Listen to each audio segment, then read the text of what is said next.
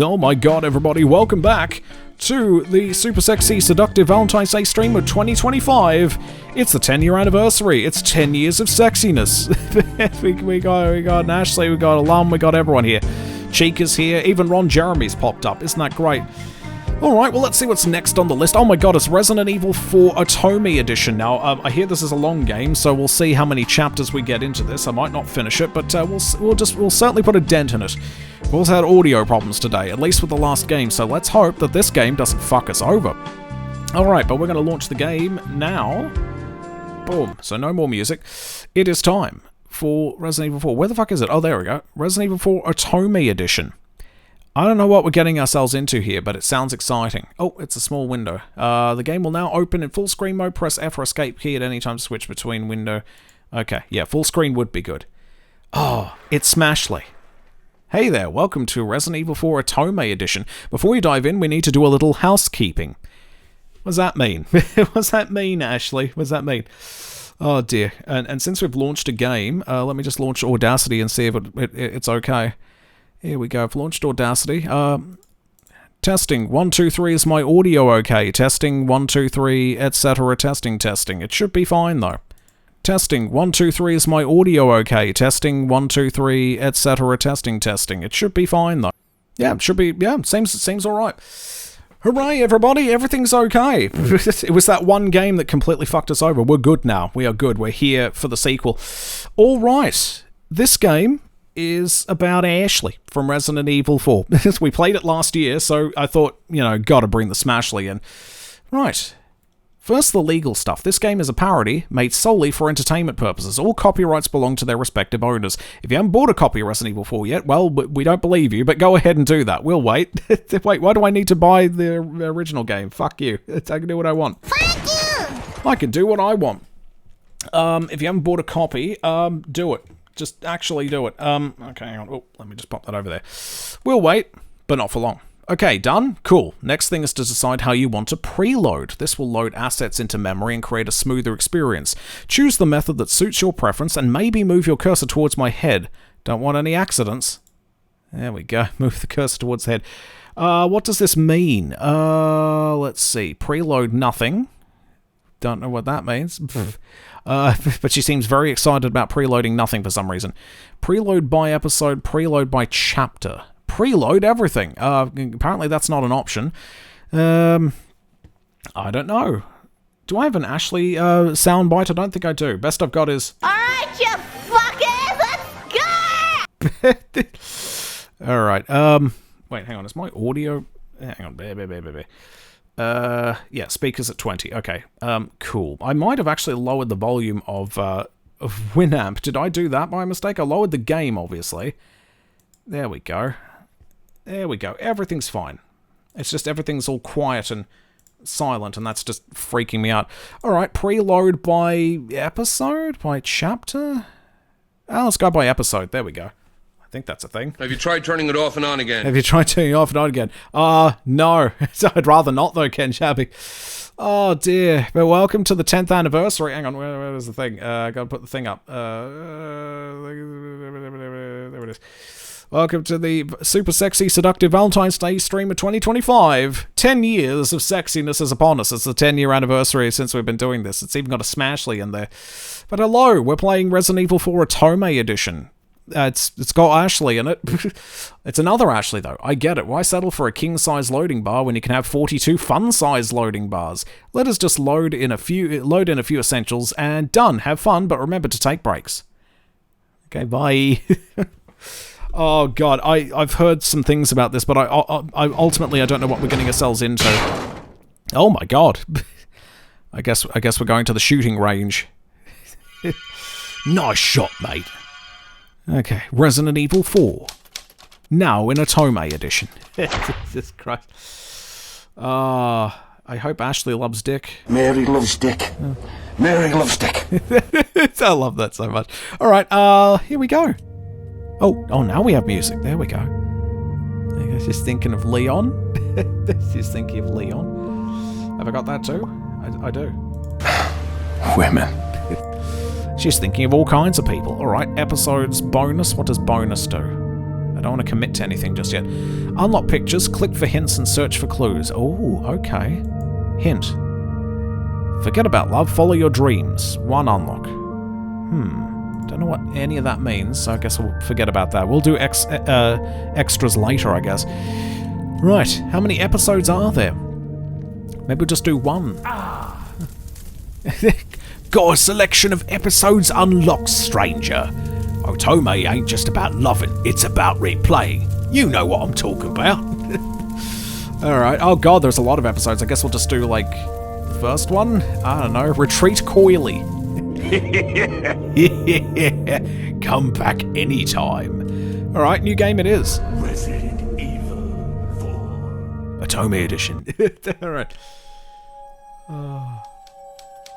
Why didn't we get a merchant laugh out of that? I'll never forget it. Oh my god.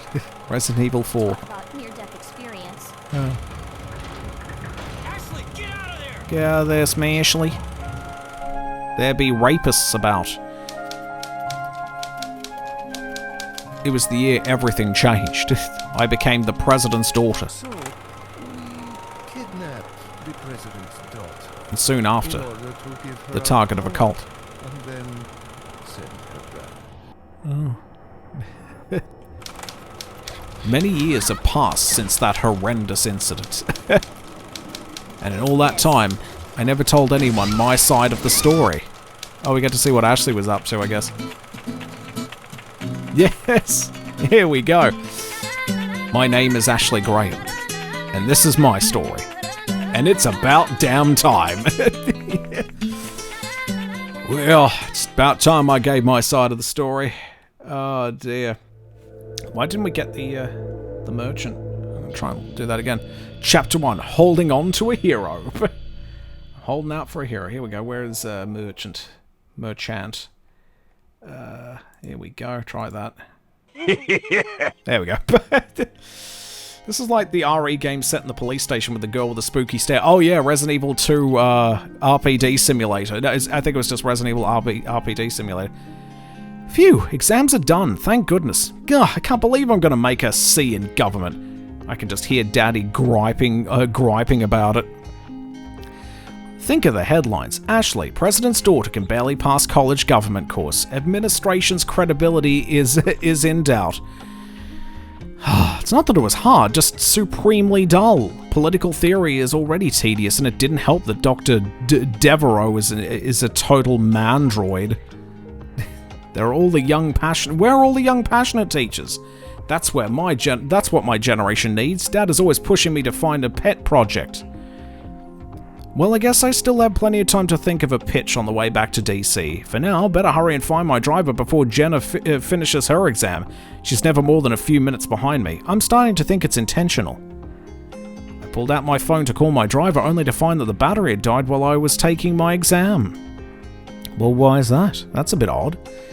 Darn, I really need to remember to change this thing more often. I don't need Daddy griping at me about that too.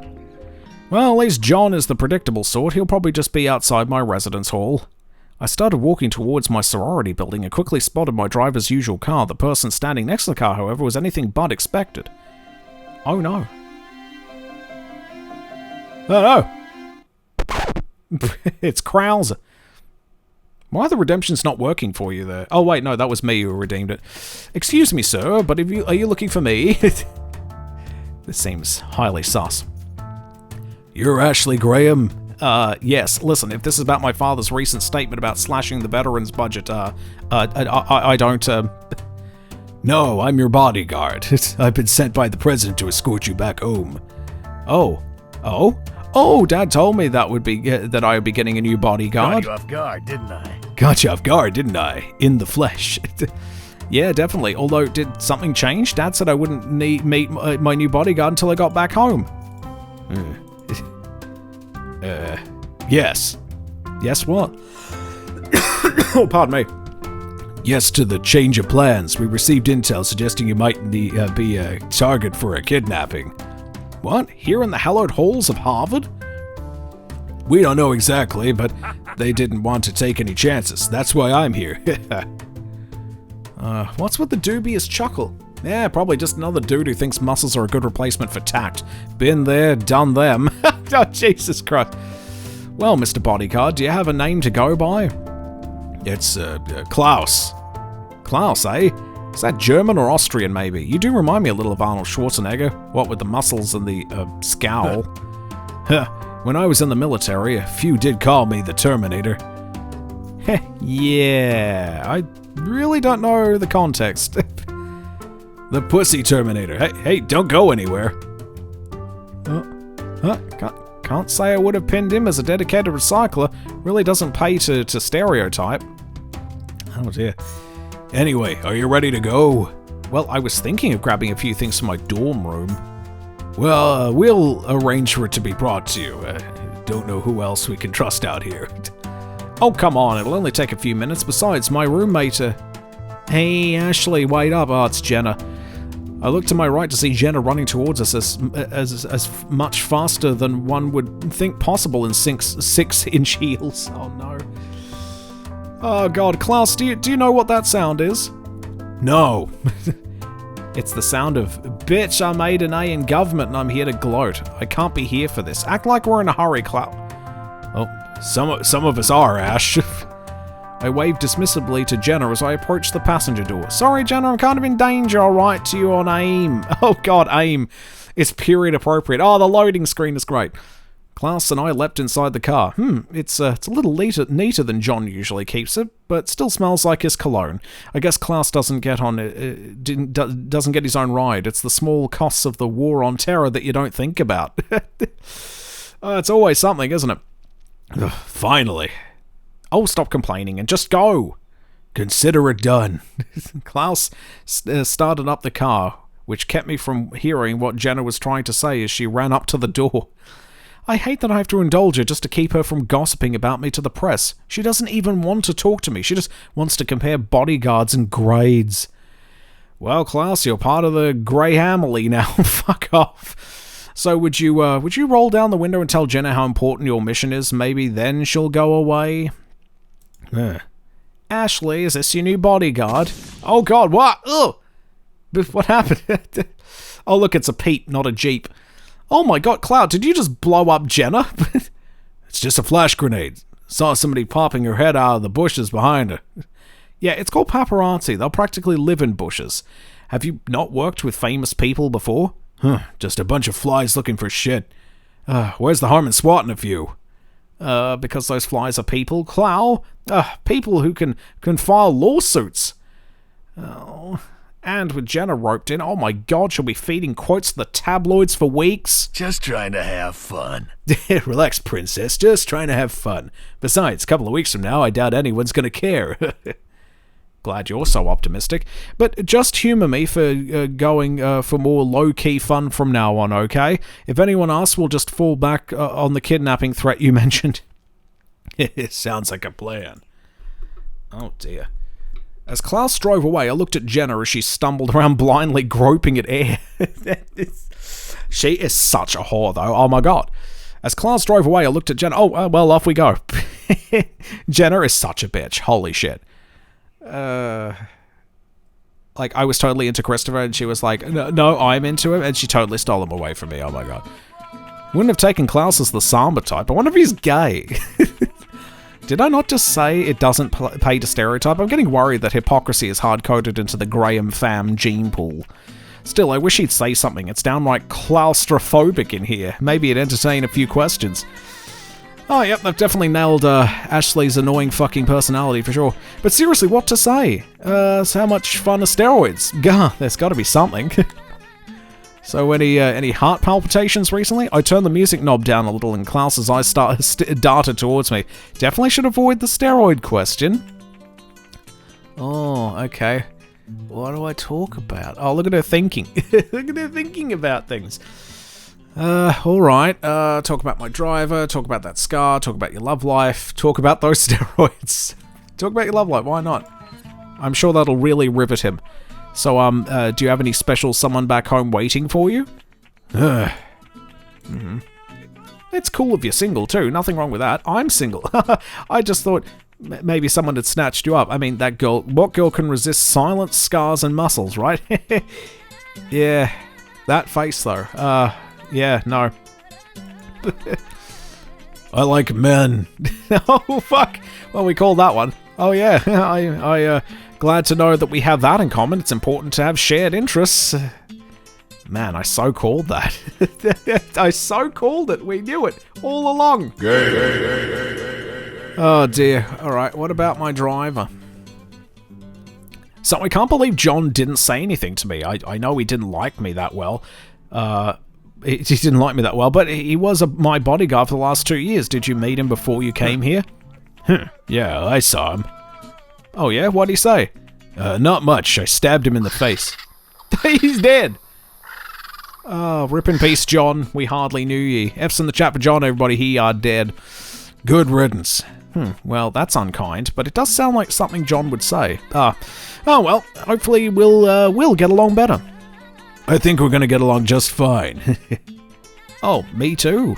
I know throwing grenades at Jenna notwithstanding. I mean, it was kind of funny in hindsight, but it's like Dad is always telling me, we have to anticipate the optics. In my world, the optics are for bureaucrats to worry about. I get stuff done. Right, man of action, all that. But ladies aren't battlefields, Clow. We need a little sensitivity. Right. You know, it's like that other thing Dad is always saying. The tongue is is a gun best left in its holster. Unless you're a boyfriend Dad doesn't know about, of course. Enough chit-chat. We're taking a detour. A detour where? We're going to Spain. Klaus! Klaus swerved into a dirt road off the highway. At the speed he was going, it felt like my intestines had become a trampoline for my stomach. Oh dear, the path eventually leveled as we came into a clearing, allowing me to complain properly. What's the big deal, Klaus? You're not Mad Max. They wanted you back ASAP, just doing my job.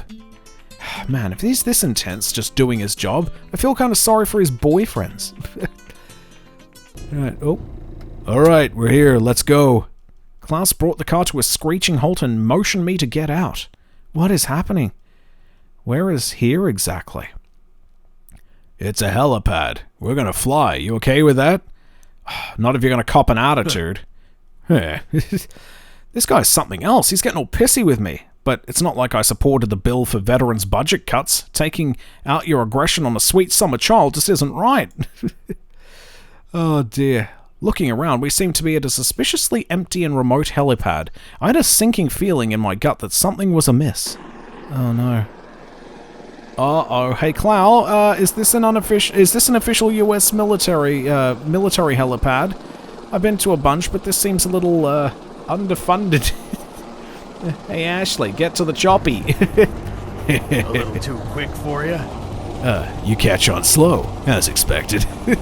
I love it. I am not in the mood for your snark, Klaus. You tell me what's going on right now. Now we're talking. Now we're talking. You're being kidnapped, Ash. The rest isn't for you to worry about. How could you do this to me? Do our mutual nicknames mean nothing to you? It was fun while it lasted. Is this about money? My dad can give you money. Sorry, girlie. What I want is access to Lord Sadler, and you're the payment. Lord who? Oh my god, what kind of political scandals am I getting wrapped up in this time? Almost let it slip. Enough talk. Time to fly, princess. Hey, no! You're mine. Oh no. Well, there's me fucked. Alright, there's that. I am ruined. Oh dear. Episode 3. I have a mouth, but I can't scream. I woke, disoriented. Oh no. Am I dreaming? I feel as heavy as I do when I eat a dozen Krispy Kremes. Not that I've ever done that. Yesterday. Oh, I remember now. That bastard Klaus knocked me out. Did he tie me up? And why do I feel cold? Ugh, I just feel so tired, but I gotta push past. Come on, Ashley. Open your eyes.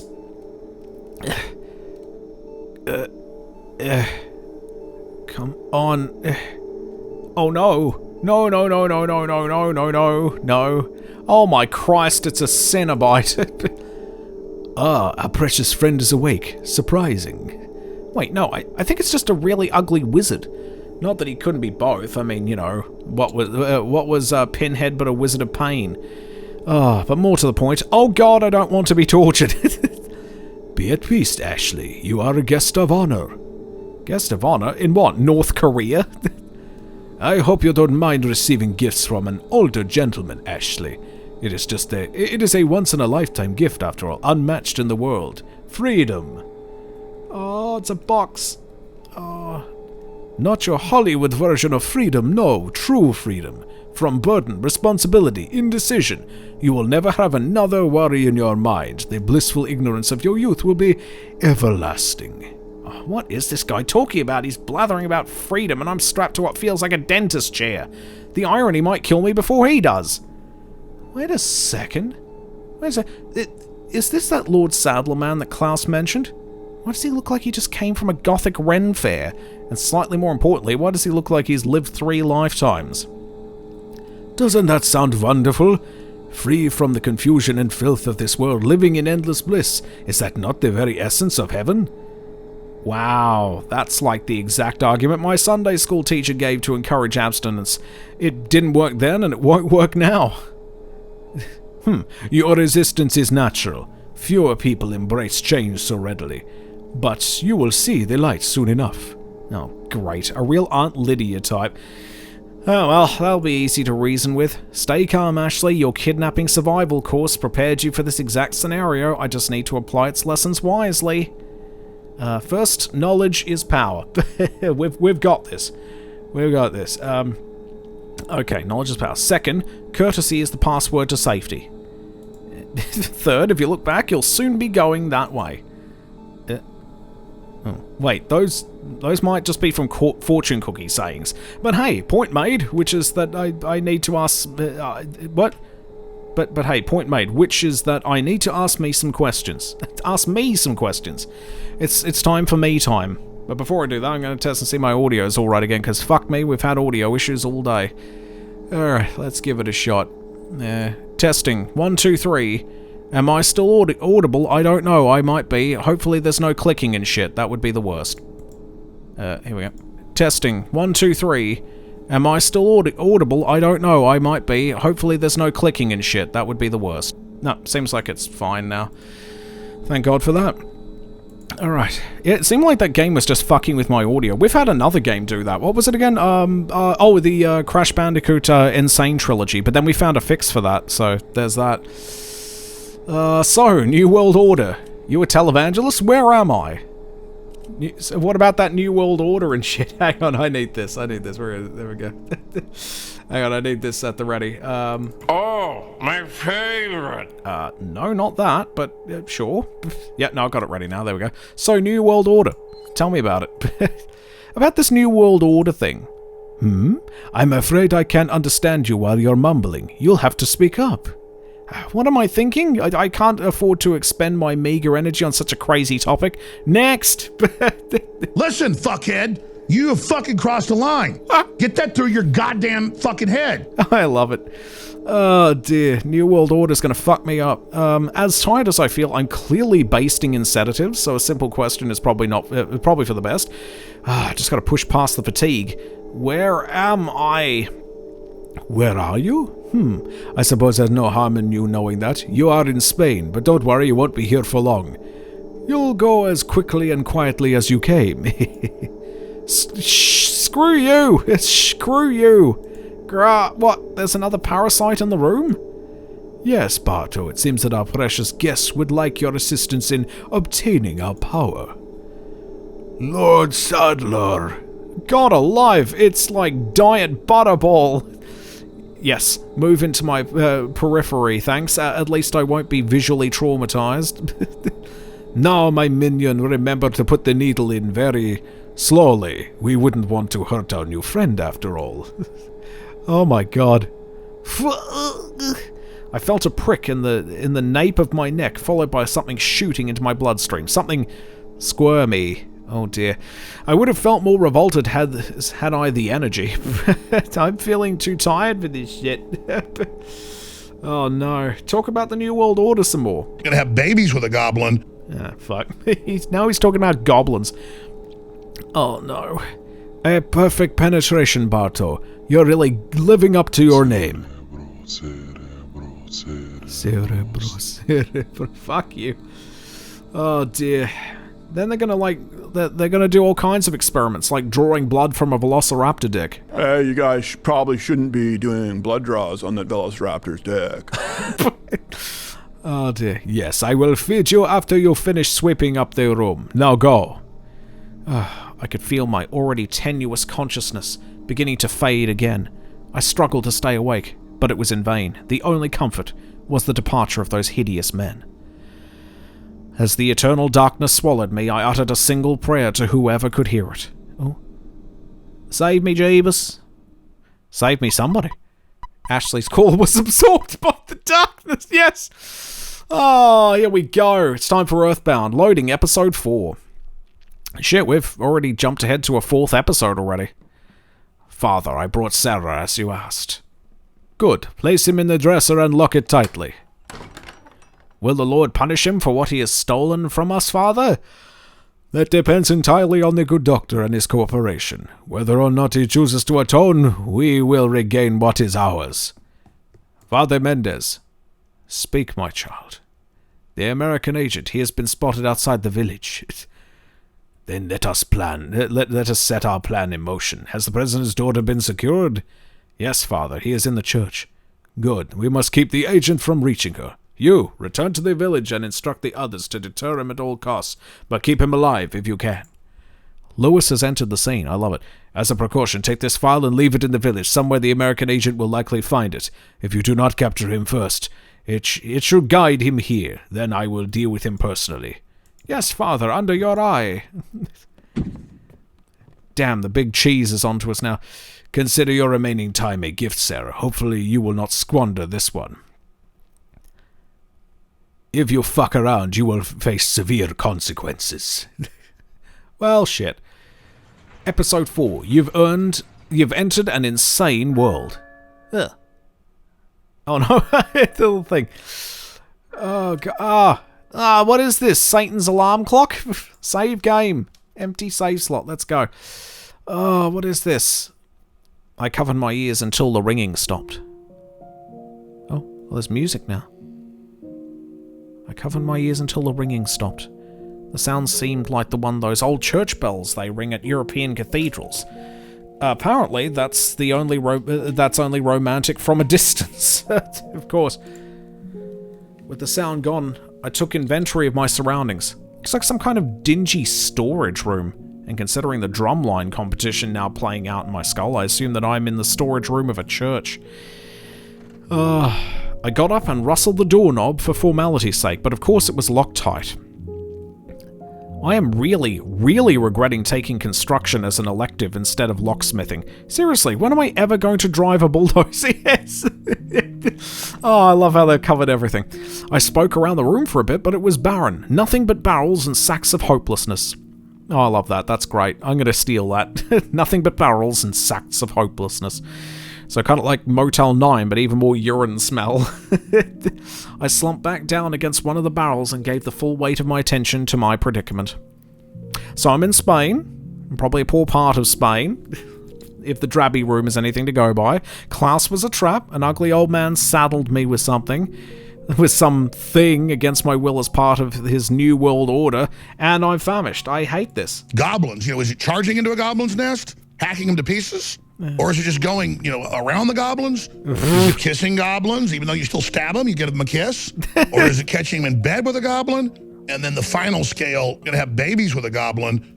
The final scale is just goblin. It's a whole goblin scale. That's great. Oh, I'm famished though. Are you there, God? It's me, Ashley. Could really use some help right now. Anything you got? Just deposit it right into my brain. I promise I'll pay you back. Oh. Jeebus, what's he done? Oh, my tracking device. Yeah, it was in my scarf. God bless you, John, for hassling me about that every freaking day. I hurriedly dove my hands into the fabric of my scarf. Oh no. Oh no. It's gone. Oh, god damn it. Oh, fuck. Probably shouldn't think that in the church. At least that's what I would say if this wasn't the house of the devil. But seriously, who knows where it dropped? Klaus could have found it while we were in the helicopter and thrown it out to sea. I'm just... Sniffle. So it isn't Sniffle fair. And with that realization, the dam broke. For several minutes, I cried openly and cursed my terrible fate. My throat became hoarse, and my gulping sobs quickly took on the tone of a rusted gear. What? Oh, blood! Oh god, what's going on? Oh no! Help me, someone! Nobody has to get going. You have a good one there, nobody, and we'll see if we can get Ashley on the right path here. Oh no, it's snoozy time. Huh? Ugh. I awoke suddenly, startled by some weird sounds coming from outside. Not quite as hard on my ears, but the jury's out on what they'll mean for my health. Could this be the end for poor Smashley? I hope not. My gut reaction was that it was just some more of those cue balls coming to pray for whatever it is they pray for. Their master's love? Rogaine? I don't know. Get some fucking minoxidil, bro. The movement is different, though. It's like something large, creaking back and forth. Weird. Some kind of ritual, maybe? And by ritual, I obviously meant shunting. I obviously mean shunting. What the fuck is shunting? Sweet merciless God. I'm imagining it now. Oh, it's just the worst thing. It's better than, what the fuck? I was recently made familiar with something. What's it called? Not docking. I already know about docking. That's horrible. But, what is it like, what is it? It's not docking. It's like loading? No, that's not it. I'm trying to think of what it was. I don't want to describe it, but people can look it up. Goblin wants sexy goblin babushkas. Oh dear. Oh, see, now you got to check out the Boston Goblin guy. I shouldn't play it because it'll probably get me banned. But the things he says, talking about orc porn, yeah, he's like the orc porn Boston guy. I don't know, but it's fucking hilarious. And also, yeah, what am I thinking of? Is it loading? I can't remember. Like, I thought it was like they were describing like ASMR, but I forgot what it is. Like sounding? I think it's sounding, actually. I'm going to look this up. I'm going to traumatize myself by looking it up. Okay, Google. Sounding. What is sounding? Sounding can refer to a number of things, including geographical term, a medical procedure, a type of measurement. Let's see. Medical procedure. Urethral sounding. Yeah, that's it. A procedure that involves inserting a sound into the urethra to increase its diameter. Sounds are medical instruments that are used to dilate and probe passages in the body. Yep, and some people do it, deliberately for sexual purposes. It's, yeah. Oh, my favorite. Sweet merciless God, I'm imagining it now. Oh, the worst thing. It was quiet for a minute, then I heard the dry screech of a mechanism rising. Steps drew nearer, closing in on my makeshift prison. Oh my god. They're coming for me. Oh, what did Saddle want with me again? To make me the orgy queen? I don't know. Because I don't listen to ugly old men, but it was probably that. Well, if they think I'm going to be fertilized without a fight, then they're going to learn a hard lesson in being sorely mistaken. You're already there, princess. I'm sorry. I spotted a plank of wood on the ground next to me. Seems appropriate for this unholy space. Let's see how well it fits in some eyeballs. The doorknob gave a creaky sigh as I began to turn. My heart raced. My eyes darted from the door to the plank. It's now or never. Shoving a pool cue down the old trouser snake. No, I think the particular one I was looking into was the female urethra. Yep. Sounding. It's a thing. It's not quite docking, but it's not that great. Oh. Don't come. Oh. Ashley. Don't come! There it is. Yeah. Well, someone gather some Dragon Balls and call me Yamcha, because I'm about to be dead. Hey, take it easy. How dare he tell me to take it easy after what happened with Klaus? Ashley Graham is nobody's fool. Oh. No, get away. I persisted as I ran back to the barrels. No, get away, I persisted as I ran back to the barrels. I wonder if he'd lose sight of me if I held a barrel between us at eye level. Just because it sounds stupid doesn't mean it won't work. Calm down, everything's going to be just fine.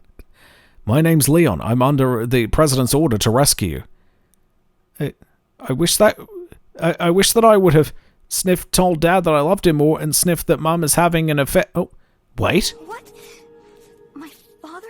Yes.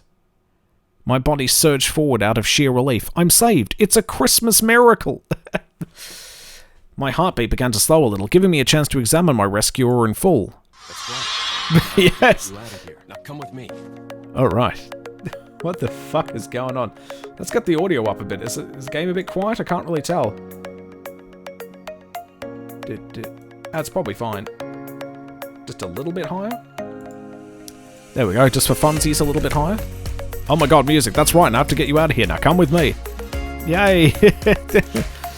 Ba-dump. As my eyes feasted on the Adonis in front of me, my vision became inexplicably clouded by bubbles and sparkles.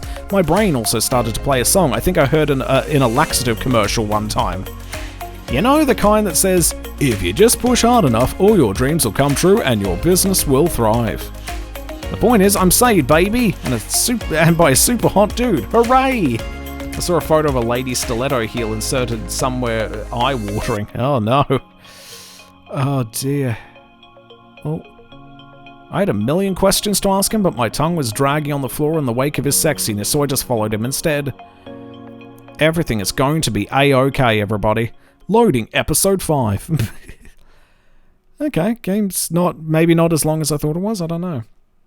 Because we're about to be rescued and shit. Leon the Professional. Alright, as soon as I was up, Leon pulled out what looked like an old walkie-talkie. He's also got the red 9. Wow, I haven't seen one of those in a while. I thought those lines were notoriously easy to jack. Oh, I know, he's using it because no one would suspect a US agent to use such outdated tech. Genius. It's Leon. I've succeeded in extricating my subject. I love a man with a big vocabulary. Swoon. He could extricate me anytime. Oh wait, I guess he already is. Where's the extraction point? Got it. I'm on my way. Righto. I wanted to make conversation since I hadn't spoke to anyone who wasn't Gross or Klaus or an indeterminate time. But he seemed, I don't know. What is he doing? Busy? Breaking barrels? Oh well, everyone's got their flaws, I suppose. Everyone's a bit weird. Alright, what was that number and why do the words Leon's Barrel Blast seem so prominent in my thoughts? Is this coping? It's something. Oh, there we go. Anyway, maybe he's making sure there's no cultist spies hiding in the barrels? Maybe. I sure wouldn't want to be them right now. Oh my god. Keep walking, Ashley. Keep loading shit. 4 barrels. With every barrel decimated, I thought he might at least ask me about my general state of health, but instead he moved briskly towards the door. Is he the Kudere type? Oh god, nobody's not here to tell me what the fuck that means. I hope not. Those are always a bummer in a crisis, especially emotional ones. Yeah. Oh, whoa, the testosterone is palpable. But hey, any dude that can open a door for a lady, takes a real gentleman to open them in a way that reflects how badly she wants to exit said door. Very true. The urgency is on point. We ran down the snaking corridor and approached a ladder. Did someone carry me up this thing? That seems crazy, but par for the course, I guess. Wow. And before I can even look over the edge, Leon jumped to the ground below, landing with a confident thud. Now there's a man who doesn't waste any time. Well, when in Spain, yeah. Jeez, I know I'll get a little dizzy around cute guys, but that was unnecessarily impulsive. Kind of like I wasn't even in control of myself. Oh well, in any case, I should probably get out of his arms so it doesn't seem like I'm enjoying it as much as I am. There we go. Oh man, how great would it be if there was just a platoon of equally hot Secret Service guys waiting outside the church ready to escort me out of this nightmare. My reverse harem story begins now. I hate you, Ashley. There we go. Oh. Before we could even reach the door, a familiar voice chimed in behind us. I'll take the girl. Oh, bugger. That voice. That's the huskiness of an old pervert if ever I heard one. Who are you? If you must know, my name is Otome Sadler, the master of this fine, religious community. Did he seriously just refer to himself as Awesome Saddle? He might as well wear a sign on his face that says, proud to be celibate. Then he'd at least be doing the world 2 favors.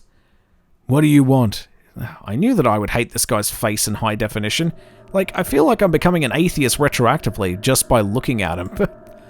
To demonstrate to the whole world our astounding power, of course. No longer will the United States think they can police their world forever. So we kidnapped the president's daughter in order to give her our power and then send her back. No. Suddenly and regrettably, I was awash in memories of the injection, so that's why they wanted me. In short, I'm the unwilling female ruler in men's dick measuring contests. Tale as old as time. Well, in the spirit of saying the quiet part loud, I guess I should add some context. I think they shot something in my neck. Very much a blonde girl moment. What did you do to her? We just planted her a little gift. Oh, there's going to be one hell of a loving father. I thought I might bargain for quite a lot of money to keep this church up and running. Admittedly, I was fawning over the protective growl in Leon's voice and didn't really pay a lot of attention to that last part. Something about gifting some plants to my dad in exchange for donations. Joke's on you, pal. My dad hates charities and the environment. Fuck the trees. Faith and money will lead you nowhere, Sadler. That's right, Leon. You stick it to that prosperity gospel. Oh, I believe I forgot to tell you that we gave you the same gift. When I was unconscious. Oh my god, but it looks fine from this angle. Wait, what? Same gift? Oh, Leon, no. We'll bond over this, I promise. Special contributions. My puppets. You'll do as I say. I'll have total control. Revolutionary. God, this whole evil dude recites evil plan thing is wicked boring. Someone really needs to awaken him from his world of cliches. Maybe Leon should do it. With a bullet. Yeah, do it. Just fucking shoot him. Hang on, where's my gun? Oh no, I lost my gun. That's not good. Best I've got is this. Silence, wench. I do not wish to be horny anymore. I just want to be happy. I just want to be happy. Be quiet. Oh dear, I've lost my gun. Oh wait, there it is. Oh, there we go. Shoot him in the face. Sounds... Verbal bullets are not bullets, Leon. Suddenly we were blocked from the exit by more diet butterballs. Maybe Leon's onto something here. What do we do? Oh no. Not gonna lie, confident smirks of that what now bitch variety are undeniably sexy. Too bad it's on a face that has all the dating potential of a garbage bag. Ooh la la, Leon, you thinking what I'm thinking? Drop those fools in a dramatic western shootout? There! Oh, we can run away. Yeah, that's cool too, and maybe even safe. Cult waifu. Oh shit. Whoa, that was way too close. Freaking crossbow nerds? Is there any more insufferable is there any more insufferable enemy type? No, not really. Oh, there's a cult waifu. I love it. Oh my god. Leon pulled me to the end of the corridor, but all I could see was a glass window. Maybe he doesn't know what to do after. Ah! Before I could even vocalize my surprise, we crashed through the window, and quite easily, I might add. Oh, it's weird.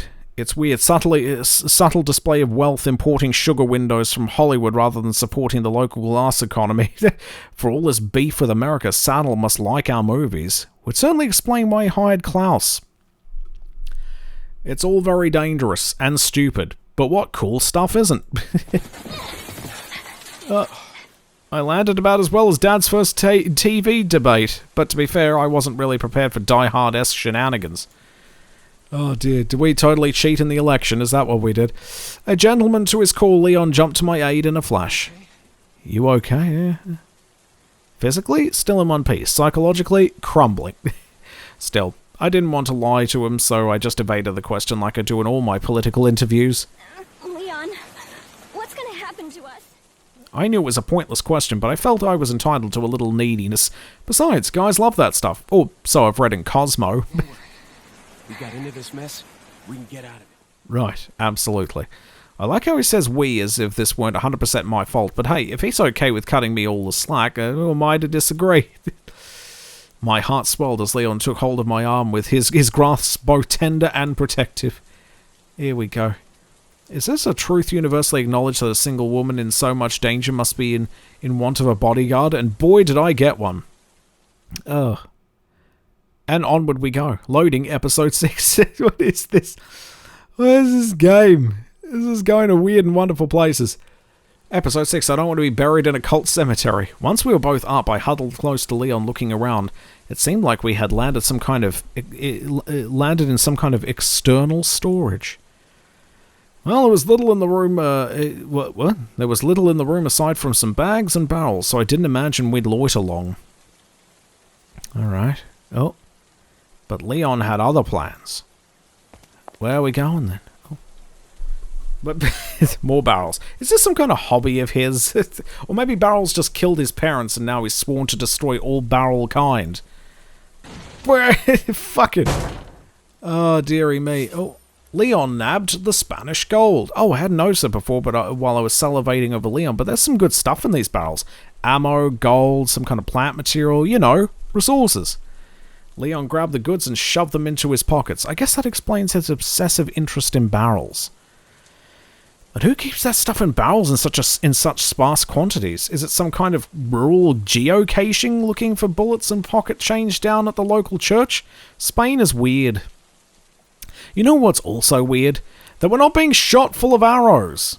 I look back at the shuttered window. The satellites had more than enough time to follow us. We're only a few feet down, would make for pathetically easy targets, and yet, nada. What's going on? Does their cult Bible prohibit them from exploiting obvious advantages? Are they having a synergy meeting? Are they just sad about their broken splendors?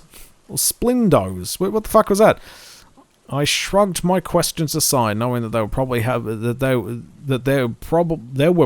no answers, and if they were probably not worth knowing. Ugh. More barrels. I looked back at Leon, who finally seemed satisfied that he had fully raided the church provisions. We hustled over to the door and made our way outside. Oh god. There we go, everything is coming up Ashley.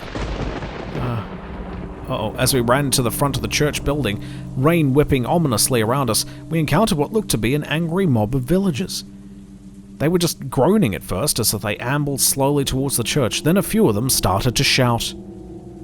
Un forastero! Ahí está! No tiene que se escape. There's another regret for the pile, zoning out in high school Spanish. Something about not letting the forest hero escape? I don't know, foreign language is hard.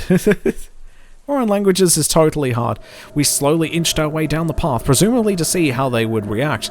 I half hoped they might just be here to fight the man for raising taxes and stealing their chickens. But them lunging towards us with death in their eyes squashed that idea pretty fast. Leon coolly stood his ground, gun drawn. I had thought that he could shoot the wagon in front of us and maybe that would, I don't know, distract them or something. Seemed like a long shot. Shoot him, leave it to Leon. Shoot those barrels, go. Well, here's to hoping this isn't the dumbest idea I've had. Leon, shoot those barrels on that wagon. Yeah, boom. Without a word, Leon took aim at the barrels. Admittedly, I don't know if he trusted my judgment or just wanted another opportunity to destroy barrels. Oh, to my great satisfaction, the barrels spontaneously combusted, causing the wagon to roll toward the villagers like some kind of blazing poverty chariot. Poverty chariot. I love this game. I like this game a lot. Oh no. Keep shooting. I don't really understand why a church would have explosive barrels on hand. Maybe that was their wine? Is wine flammable? Live hard, drink harder, I guess. Oh, there's another barrel. Oh, I get it. That must have been the communion cart filled with the blood of Christ, which erupts into the flames of perdition? I don't know. It seems like someone is confusing their testaments here. Nevertheless, the Spanish Flea song is in my head all of a sudden, and I feel genuinely bad about that. Smashly's a racist. I love it. I hear you're a raceless, Smashly. I've got that. Where is that? I got that. There it is. I hear you're a racist now, father. With the villagers crushed and or combusted by their own flaming paddy wagon, we took the opportunity to run past. Oh no. Between the oppressive darkness and the driving rain, I could barely see the path, but Leon seemed to know where he was going, so I just followed closely. A bolt of lightning tore across the sky and I realized that I was looking at a graveyard. That's not ominous at all. Nuh-uh. One might say it's sacrilege to kill the faithful in such a hallowed place, but it's even greater sacrilege to think, well, at least you won't have to drag the bodies far. Keep running. Oh, this is fucking ridiculous. Having escaped the crazed villagers, we jogged leisurely down a narrow forest path until it abruptly ended at a ladder. In standard horror movie fashion, going forward meant going down. Ridiculous. Ridiculous. Oh, we are so dead. I'm dead! Alright, down we go. This is great. I love this so far. This is wonderful. This is wonderful. Loading episode 7. Go, go, go, go, go, go. I love this. I'm so glad I picked it up. It's so much better than I thought it was going to be. Got something that might interest you. The ladder took us into a dark cavern, notably devoid of trigger warnings for claustrophobia, or worse, cave crickets. Oh, they're the worst. They'll give you scabies. We moved briskly down the tight path and soon found ourselves in front of a rusty door. Leon began to push the open door with the tenderness of a kitten. I'm not sure if I should be charmed by his newfound discretion or alarmed by his sudden caution. It is a bit of a worry, yeah. What in blue blazes? I was immediately enraptured by the warmth circling the cavern. I felt safe. Cozy, even. If only I had a glass bottle, I could take some of this feeling with me and maybe melt the ice around Leon's demeanor. It was perhaps the soothing nature of the flames that kept me from screaming when I saw the figure stationed between them. Whoa, who's the man in black? Another secret agent? Or just a run-of-the-mill small-town gun nut going through a man cave phase? I don't think I can devote myself full-time to the old racism. What's the official line the church is taking? How did you get into that sort of thing? What's the official line the church is taking? Oh dear.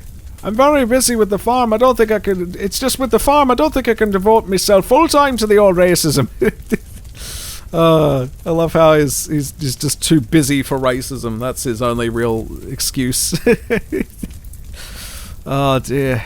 As long as he goes after the feckin' Greeks, they invented gayness. Who's the man in black? Oh, I don't know. Ah! Another potential, love interest maybe. What is this? Click the thing. Gah, why am I seeing bubbles and sparkles again? How hard up am I? Do I have to do something? Whoa! Why is my eye moving this way? Is the parasite giving me superpowers? I feel like I could sneak in a lot more gawking before it got awkward. There we go. Coat. Where do you even get a coat like this? Suspicious person thrift stop? There we go. Oh. Suspicious person thrift stop? Thrift shop? Oh. Let's focus on something else. I dig the bandana. It says, I don't sacrifice fashion just to obscure my identity. It also looks pretty warm, much unlike myself right now. There you go. We can look at his backpack. It's not the Greeks, it's the Chinese he's after. I'm not after the Chinese! My, what a big sack he has. Tee-hee. Let's focus on something else. Finger. There we go. Hand's a little dirty, but it adds convincingly to the forest hobo aesthetic he's got going. Alright, let's focus on the coat. Is that a skirt? I'm not judging, I'm appreciating. It's a kilt, you stupid bint. He seems well stocked in both terms of munitions and mystery, but not attractive enough to be out of my league. I'm liking my odds. We're gonna get some man sausage today, I think. But from whom? Or who? Leon approached the man casually, so I assume they were working together in some capacity. The more the merrier, I guess. He's not as clean-looking as Leon, but he may be better armed. A girl in peril has to keep her options open. Welcome. Welcome. Got a selection of good things on sale, stranger. Not the accent I was expecting, but in a good way. Australian, maybe. I'm all about the thunder down under. Did I really just think that? Well, I questioned my moral credibility. Leon started browsing the man's inventory. What are you buying? What are you buying? Thank you. She calls him Gunshy, or Gunshy, I don't know. No, definitely not Australian. Is that all, stranger? What are you selling? I love guns. The merchant quipped enthusiastically as Leon stoically pursued his wares. Maybe it's part of Leon's safety protocols to avoid conversation where possible? I'll buy it at a high price. Right, Mr. Loaded. The merchant man seemed pretty excited about some jewels Leon showed him. I made it back, got a second lunch break due to staying later since people called in. Hello. Hello there, Imagination Artists. Welcome to Resident Evil 4 Otome edition. It's pretty great. It's been pretty great so far. I should save. Yeah, to save after this. Nothing. I don't think we've made any decisions that will alter the story at all just yet. Alright. Whoa, is that a bejeweled beer stein? Am I observing the black market in real time? I can't believe they're making Leon break his barrels and pilfer valuables just to obtain supplies. Either my rescue is a low-budget affair or our foreign policy is woefully inadequate. Come back anytime. Artillery.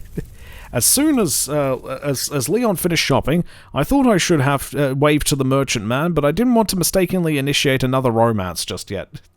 Second lunch. What about second breakfast? Yeah, you gotta have a second one of those, or brunch. You can, brunch. Or like, yeah, no, I know someone who ain't brunch. Let's see if I can dig him out. It's been a while. It's been a while. Hang on, there's two of them. Oh, here we go. Yeah, it's been a while. Hang on. Yeah, there we go. So me and the squad are off for brunch. What the hell even is that? Breakfast and lunch? Why not just have one or the other? Fuck off. Oh dear, he really hates brunch. Oh god. As Leon finished shopping, I thought I should... Yep, I read that bit. And off we go. Another adventure awaits. Oh, shit. What are you doing? I wonder what that was for. Testing the water for traps, maybe?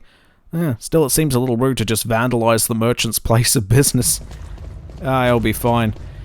Whatever the reason, Leon swept right past the flame like a man on a mission, by which I mean he hurried over to a box tucked in a nook. As if by instinct, he drew his knife, because what is a box? If not a barrel disguised as a rectangle. Yeah! Crates really do hold aught of use. And it's going towards our barrel count, apparently. We ran through the remaining tunnel and climbed some stairs to another ladder leading upward. Alright, this could be a long fucking game. As I ascended, I heard the telltale sound of wood being victimized. As I ascended, I heard the... Oh, there we go. I huddled close to... once at the top, I huddled close to Leon as he approached the door to the next room. Here we go. Time to save the game. Despite all of Leon's caution, the room was pretty barren, save for a bizarrely large typewriter on the table, or maybe regular-sized? I don't know, I wasn't born in the 50s. Is this a visual novel-style game? Yeah. It's pretty great. I like it so far. Oh, dear. Maybe someone's writing a novel? I guess I'd try to be a writer too if it got me out of the Blighttown Better Frame Rate edition. Oh. Leon suddenly started typing away with the same dutiful air of a person filing their taxes. Perhaps he has Hemingway aspirations, would explain the terseness. As it happens, he was simply typing a record of his time and location. He also mentioned professional mode and round 2, which I could only assume was spy lingo. Oh my god, this is a new game plus and he's playing on professional mode. I guess I had my memory wiped or something. I guess he's using the typewriter to let someone know his progress. I don't get why everything has to be so convoluted. Don't we have stealth jets? Wow, is Leon really going to ignore that crate? You think you know a guy? Oh, he missed that crate, because it was, yeah, it's pretty well tucked away, isn't it? This game is very meta. It's a very meta game. You sure know how to dig up some well-hidden games. Oh, this one's on Itch.io. It's pretty easy to find. I think it came out last year. Painting the town red. We found ourselves once again assailed by rain and darkness. Oh yeah, I guess I should actually fucking link this, shouldn't I? RE4 Otome edition. Here we go. Why would you need a walkthrough for this game? It's just a text adventure. Here we go. There we go. Now you can play at home. There we go. We've got Resident Evil at home. We've got Resident Evil 4 at home. Otome edition. We found ourselves once again assailed by rain and darkness. All of a sudden, the relative safety of the previous room seemed worlds away. An unnervingly low vibration hung in the air, stirring me in a feeling of dread. Or maybe it was just the shrieks of bloodthirsty villagers that had me on edge. Do these people not sleep? It's like 1 in the morning, or at least it feels like it's 1 in the morning. Oh no. Leon led me into a tower and started climbing up an uncomfortably tall ladder. So wait, He's got the guns and the muscles, and I'm the one going up second? Guess there's no sex discrimination around here. Fine. If gentlemen are dead, so are proper ladies. I'm going to check out his butt the whole way up. That'll show him. Oh, Jesus. I mean, it's too dark to really see, but it's not like I deserve to see something so wonderful anyway.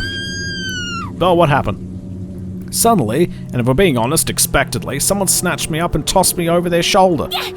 I flailed and punched as wildly as a person who never exercises could, and you might be surprised to find out that it had no effect. None. Hard to believe, but it's true. Given the situation, I did what any damsel in a very great distress would do. Leon! It's not working. Hey, it's Leon. Please don't shoot my leg, Leon. I need that. But... Jesus Christ. Ooh. I shambled to my feet, eager to put some distance between me and Pablo the kidnapper, but when I looked at him, his body remained limp. I realized that it's insensitive to just call a random Spanish man Pablo, but screw Pablo, he was a cultist. Fuck it. Alright, now we're going up the ladder again. Oh, what is it they say about insanity? It's doing the same thing and expecting different results. Sounds about right. I decided I dedicated a little less time to admiring Leon's glutes and began climbing myself. It's really amazing what getting snatched by cultists will do for one's fear of heights. Phew, what a climb! But not a bad idea to stick to higher ground and force them into a funnel. We should be moderately safe, right? It's not like they can throw stuff this high, right? I scanned the area below for any cultists with pitching aspirations. Just then... Wait here. Oh, why? Wait here for what? My expiration date to pass? What does that fucking mean? Rather than explain himself, Leon stoically leapt from our perch like he simply didn't believe in gravity or leg fractures. He has got to have government implants in his legs. Got to. Which begs the question, what other parts of his body is the government enhanced? I'm asking for me. I hovered over the edge and squinted my eyes against the darkness, trying to watch for Leon's movements below. I wonder what his plan is. You know, aside from murder. But... murder it is then. Not an original plan, but solid. Why not? Leon rushed past the villager as he wailed in pain, but the darkness made it difficult to see what was going on. Oh God! Well, what the hell did I just see? Were those worms coming out of his head? Calm down, Ashley. It's gonna be... Oh, sweet baby Jesus. It's not gonna be okay. My head is gonna be worms, and perhaps even worse, Leon's head is gonna be worms. I shakily look up and over the railing. I figure I was already scarred for life, so I might as well just stay abreast of current events. The burst of light below drew my eyes straight forward in search of Leon. As if on cue, some more of the villagers stumbled out of the shadows, weapons in hand. Granted, those weapons were more like farm tools, but hey, semantics. Te voy a hacer picadillo. Oh, fuck. Picadillo? That sounds like an adorable nickname for a nosy armadillo, but it's probably something lame like, you're mincemeat, as if anyone outside of cartoons ever says mincemeat anymore. Amazingly, the cultist was only stunned by the blow. Rural folk are indeed hardy. Down he goes. My God, he's like Chuck Norris if Chuck Norris were worth thinking about. Leon ran back to the base of the tower and called up to me. Follow me. I don't usually like being told what to do, but for Leon I'll make an exception. I approached the ladder and prepared to climb down, but then it occurred to me, how much longer will I have the luxury of attractive men catching me when I jump? Seems like a waste to just do things normally. Am I crazy? Oh, phew, in hindsight, that was extremely dumb of me. Thank goodness I'm in love with a robot. Oh boy. Everything seems to be okay so far. We ran behind the tower, down a dirt road. The whole area kind of reminded me of my Graham parents. But, oh dear, I hate that. Who lived in a rural part of Wisconsin. Just swap torches for porch lights and crazed insults for trashy druggies, and it's basically the same thing. I mean, they even have bear traps in the street. It's my childhood summers all over again. Oh. What's with the knife? Surely he's not going to... Oh, my eyes clamped shut in much the same way I feared the trap had closed around Leon's arm fiercely. Phew, his delicious biceps are still tethered to his shoulder. Scared me half to death.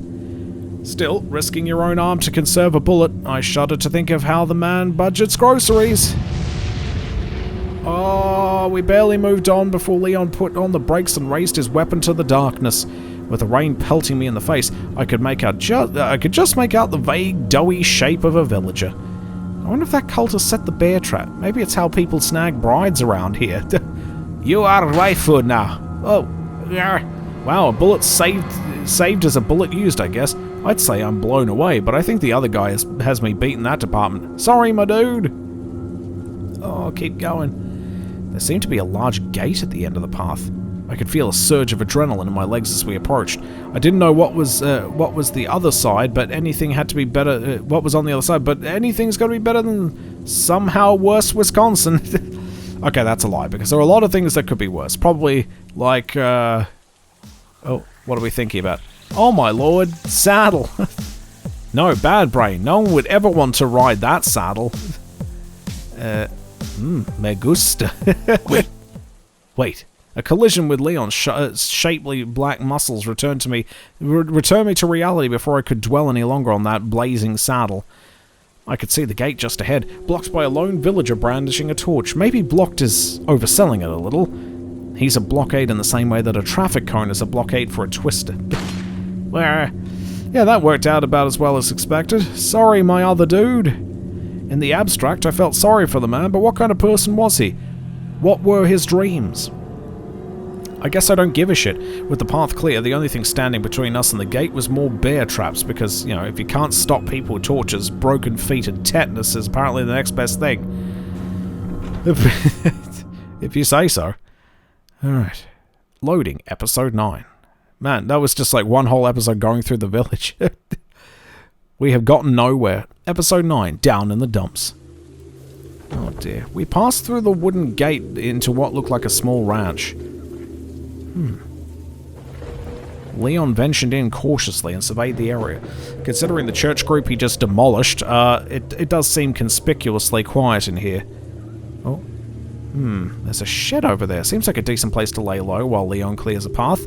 Maybe I'll suggest it. Suddenly, into my confusion, Leon turned toward a lonely, open dumpster. My initial thought was the mission coordinators had stored some of his supplies in the garbage. I wasn't sure if that constituted an upgrade from boxes. On one hand, metal is sturdier. On the other hand, garbage. Hide! Ashley, hide. Wait, what? Is this a joke? But then part of me knew it wasn't. My body shivered, shedding off generations of hygienic conditioning. I jumped inside without a second thought. In you get. You belong in the trash, Trashly.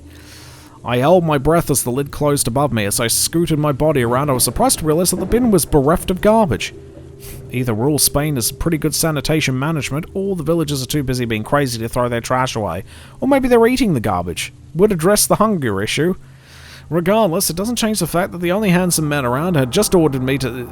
The only handsome man around had just ordered me to sit in a musty waste bin in rural Europe with a parasite roaming around my guts. I don't want to say unwanted pregnancy metaphor, but yeah, I kinda do. Oh, I shifted uncomfortably in the dumpster. In this awkward crouch, my legs began to sober up from the adrenaline rush, only to discover that a whole lot of pain had moved in. Angered by the needling hurt, I couldn't help but lash out at everything that seemed responsible for my predicament, including myself. Stupid saddle, stupid Klaus, stupid Jenna, stupid government class, stupid geopolitical dynamics. I took a deep breath and sighed.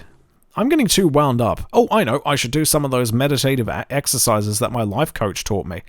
Alright, here goes. Breathe in, breathe out. Breathe in, breathe out. Someone's shooting outside. It's Leon, I think. Oh. You are alone on a beach, surrounded by men, and nothing is... There's no horribleness anymore. You are on Hoe Beach for blonde hoes. That's where you are. Okay, Ashley, on a beautiful beach. The sand is soft, sun-warmed, nestled between your toes. Your personal bodyguard is lounging nearby, baking his delicious abs to a golden sheen. Your personal butler appears in dashing 8-eye. Okay, there's multiple ones now. Multiple Leons everywhere, offering a comforting smile and a refreshing pina colada. Extra rum, of course. Your personal dolphin trainer. Okay. One Raiders from. Oh my god. Try hard to me 269. There we go. Hell yeah. Let's get your lums on. That's great. Holy shit. Try hard Timmy there. Try hard Timmy 269 has raided the stream, and it couldn't be any more thrilled. I gotta play a thing for that. I gotta do something for that. Good job. Good job! That's the best we got. Get your lum drinks out. Oh, I could get a Macho Man out. Oh, yeah! Oh, yeah. Oh, dear. Hello Be sure to follow Oh, Give Gaming on other social media platforms. Hello there, raidy people. How you doing? You've joined us at the best time. We're doing Resident Evil 4 Otome edition. It is very bizarre, but in the best possible way.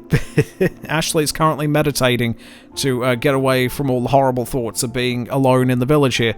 It's great though, but hello. How do I do a shout out? It's been a while. It's been a while. Hang on. Shout out. Is it exclamation mark? I can't remember. Try hard Timmy. There we go. 269. That's a great number. There we go. There's a shootout. Hopefully it works. Hey. Go give Try Hard to Me 269 a follow at https://twitch.tv/tryhardtimmy269. Jesus Christ, that goes for a while. Thanks, Gibbot. You're the greatest. Oh, dearie me. But oh well, I guess onward we go. Thank you very much for the raid. It was a thing. What were you playing? Hopefully things. That shout-out didn't tell me what you were playing. Unless maybe, hang on, maybe the other one. Hang on, try that instead. Oh, there it is. Still doesn't tell me what game you played, but hey, never mind. Oh dear, your personal dolphin trainer is putting on an adorable show with your personal dolphin. Oh, Ashley even gets a personal dolphin. Personal dolphin Flippy, water spraying all over the trainer's rippling pecs. Oh god, Ashley is down bad. Everything is so wonderful. You have plenty of money. No one has worm heads. No hentai faces. Oh, did I? Oh, I must have clicked on the log by mistake. Oh, yeah, it's not visible, but it's like right there. Oh, that's a bit weird. It's weird how that works. Yeah, the menu is gone, but only temporarily. Oh, nobody has worm heads. No! No, everyone has worm heads. That's the problem. Shit. It occurred to me, then, amidst my fantasies, that Leon might finally be in danger. Or worse. Terrified by this prospect, I thought to peek out for a look, but I knew it would be just my luck that some stray cultist would walk by at that moment and see me. Instead, I placed my ear close to the wall of the bin, being careful not to get too close. It's too much to hope Saddle laced his parasite injection with some vaccines.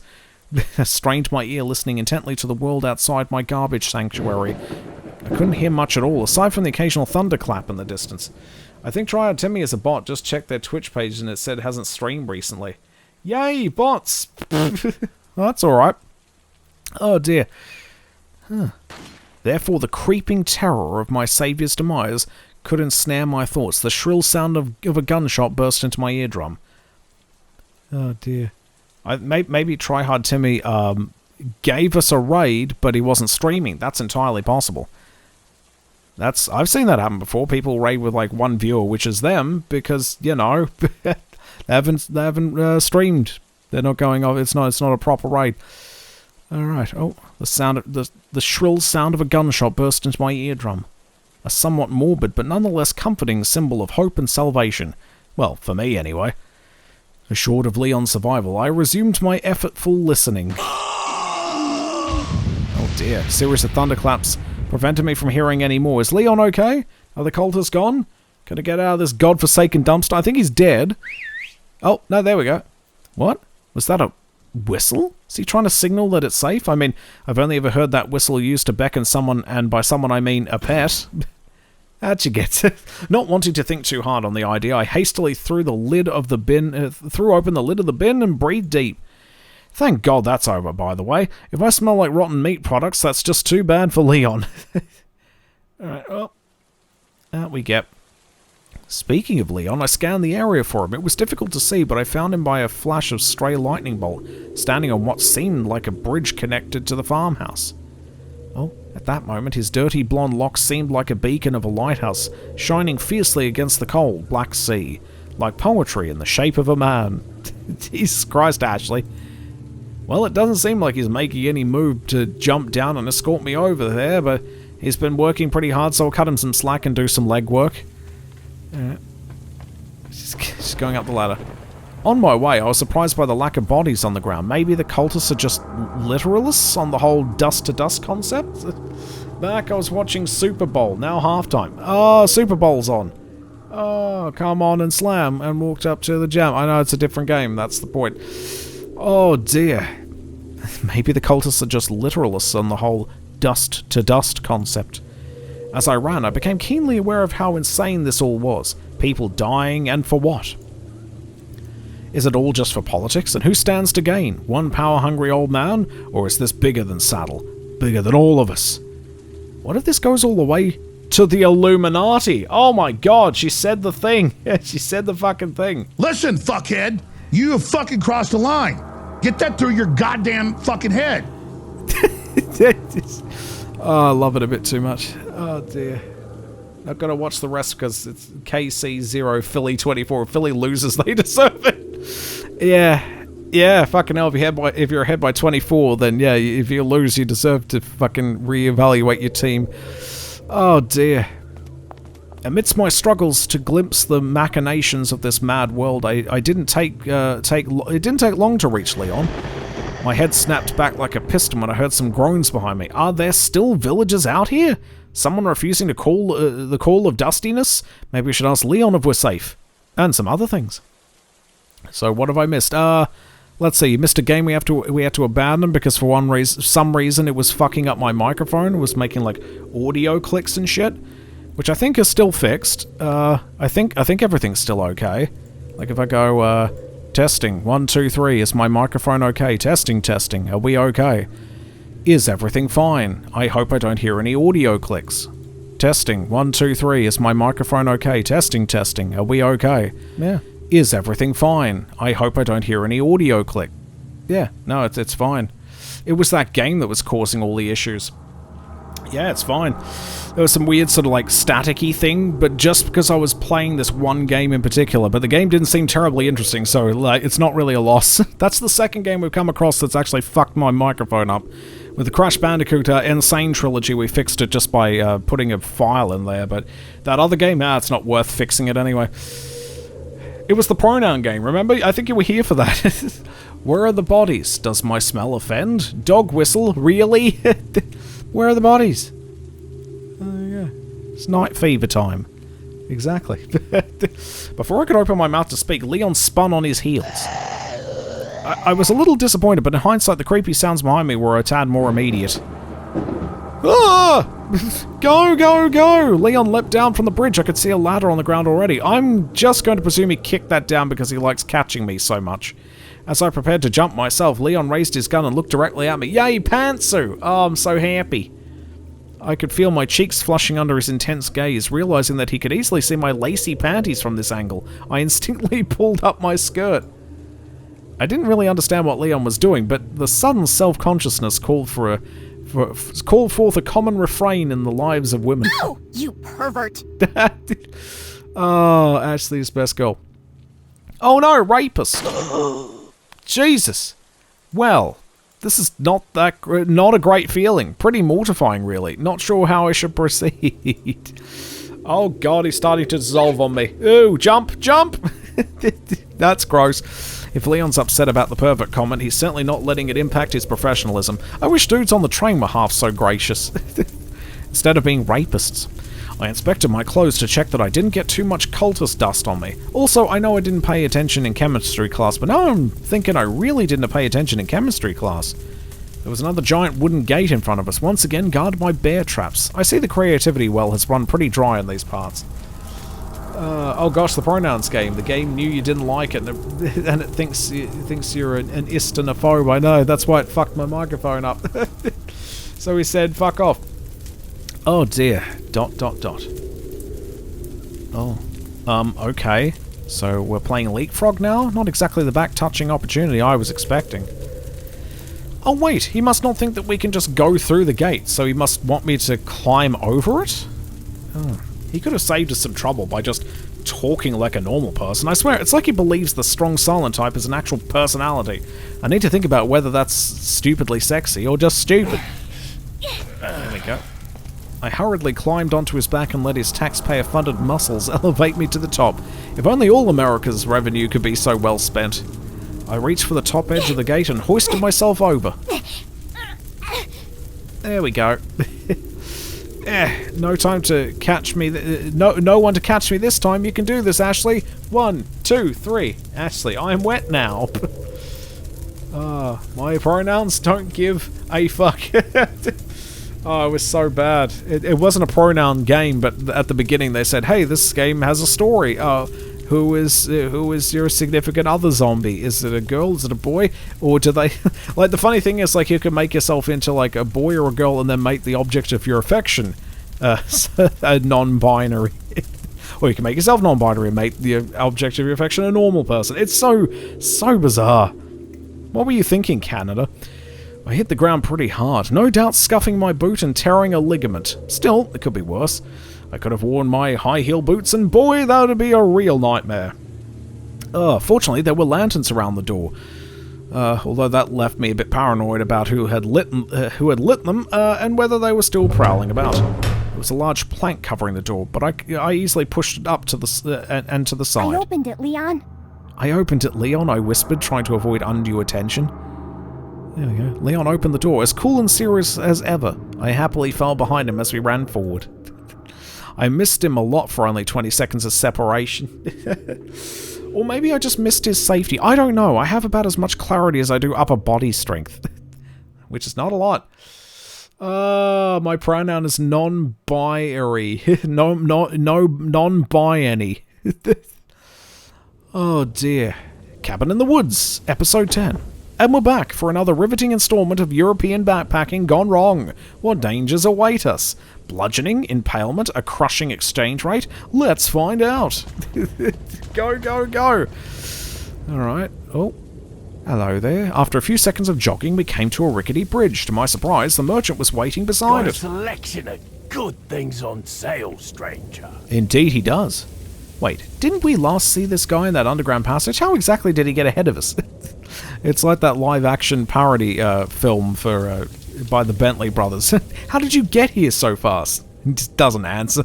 What are you buying? The logical answer is that the mission coordinates had Leon and the merchant take different paths in order to reduce suspicion. Granted, not sure how much faith I have in logic these days, but it would explain their communication strategy. What are you selling? What are you selling? What? Yeah.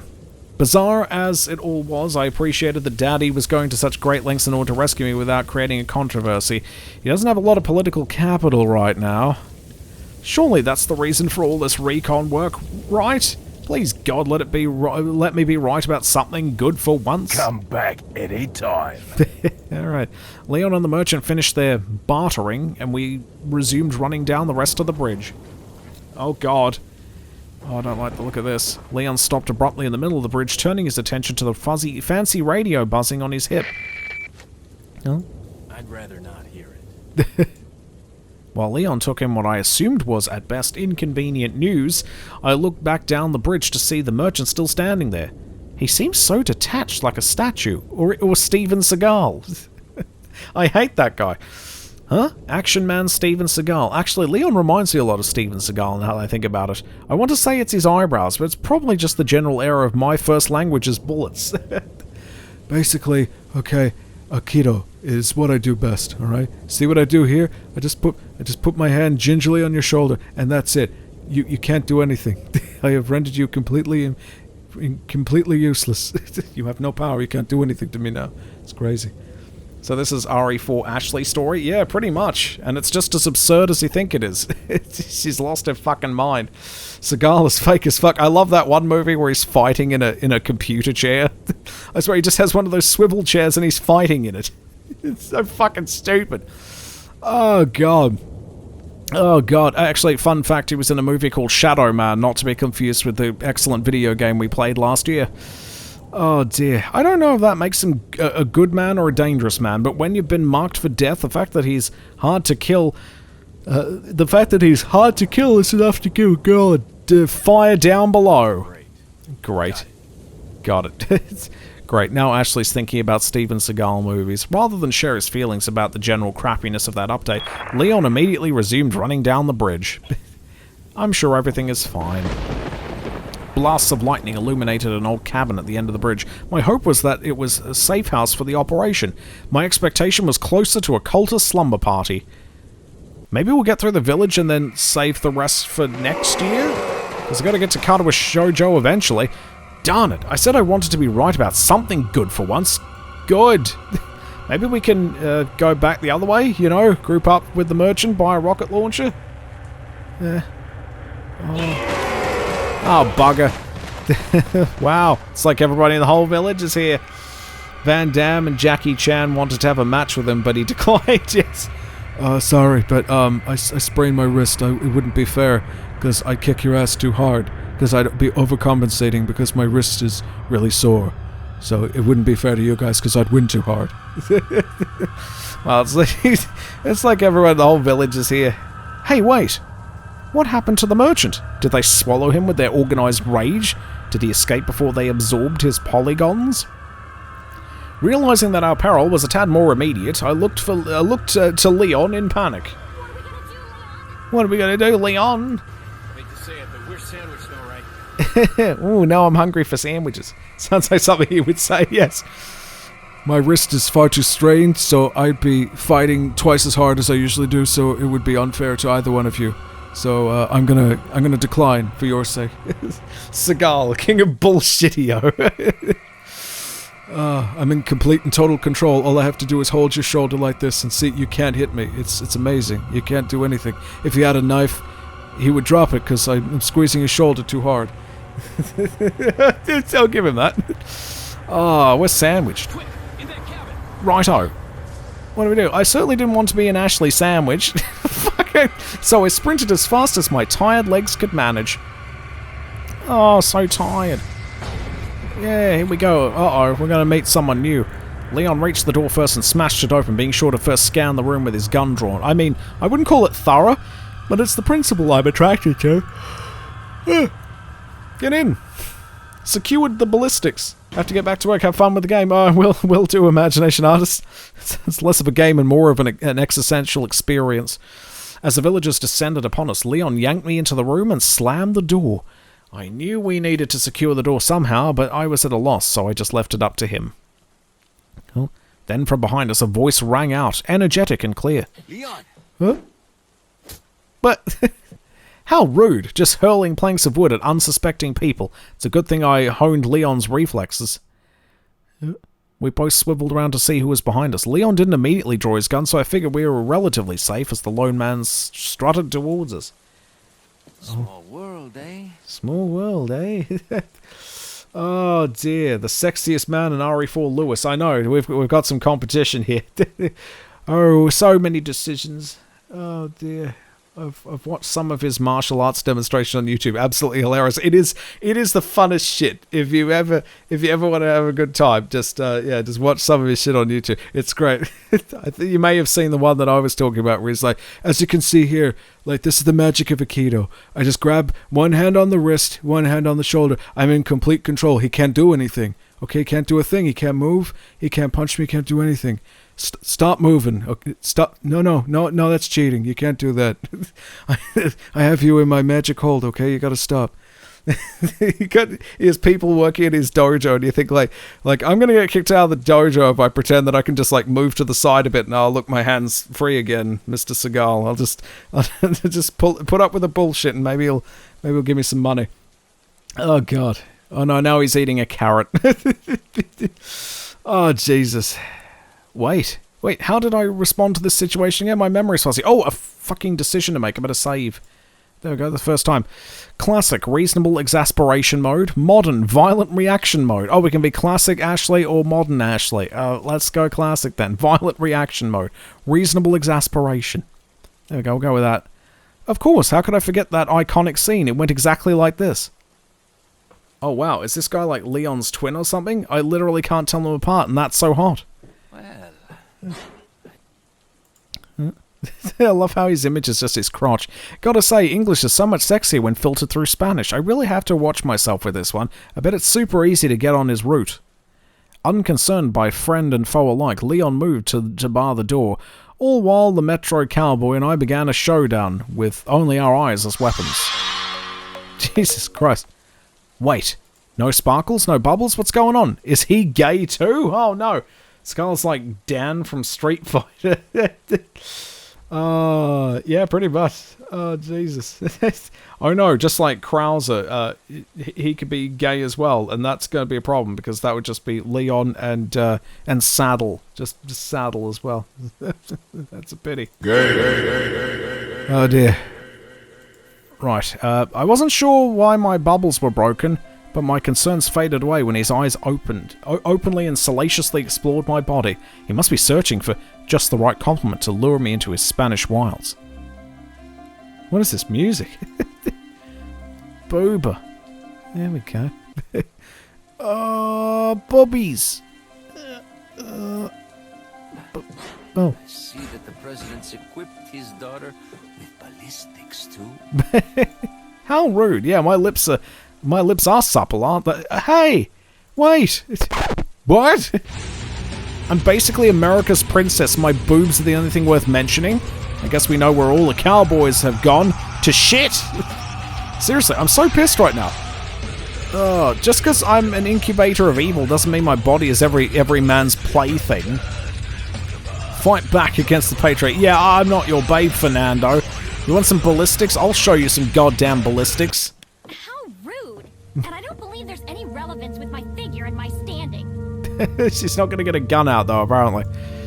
Not the most forceful reproach, but I try to keep it diplomatic. It's like Daddy always says, never burn a bridge unless it's politically expedient. Who are you? I demanded. If there's one thing Debate Club taught me, it's to always hide your disadvantage by turning the conversation away from yourself. Oh, excuse me, Your Highness. Perhaps the young lady might want to introduce herself first, before asking someone his name. He is now officially pervert. There we go. Nice one, Ashley. Touche, you inglorious bastard. In true debate team spirit, I must begrudgingly concede the point, but not without a sassy retort. Her name's Ashley Graham, the president's daughter. Wow, that was like not sassy at all. New plan, lean into the archetype of the spoiled upper crust white woman and turn away angrily. It's always worked for Mum.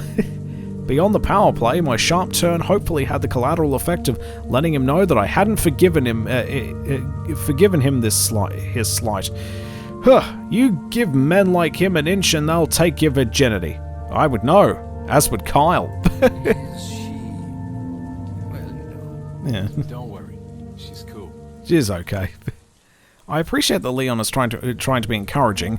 I much less appreciate feeling like I'm some kind of circus freak who's on the verge of growing a worm head. And for the record, I am not over the worm head, and I will not be over the worm head anytime soon. There's supposed to be some kind of obvious symptom before you turn into one of them anyway. Alright. Is he talking about the parasite? Damn, I've got to meet that woman soon. Oh, that's what he's thinking. Is he talking about the parasite? Newsflash, mi amigo. The symptom is freaking wormhead. I'm not sure why El Jerko was so informed about the current situation, but maybe I should ask him a few questions. About this parasite. Is there a cure? You condition much? Is there a cure? Before I could cut through the noise and ask about my survival odds, my attention was tackled by the sound of a slightly more immediate threat. Look! Oh no! What do we do? I wish I could remember the crappy movie where Seagal fights a guy while sitting down. Yeah, in the computer chair. That was fantastic. He was like literally just in a swivel chair. He just kept from Office Works. He's just fighting while sitting in a fucking computer chair. It's so great. Look! Now that I think about it, they may have taken a really long time to walk what was seriously like 30 feet. I'd almost think there was zombies. Wonder what Ashley is going to say when Leon says no to overtime. Oh no. Yeah, get upstairs, hide somewhere. Following Leon's command, I made my way toward the stairs. Before I ascended entirely, I took a brief glance at my gun-toting hottie saviors. Good luck, Leon. It's game time. And you too. Hey, wait a second. He forced me to introduce myself and then didn't return the courtesy. Oh, men.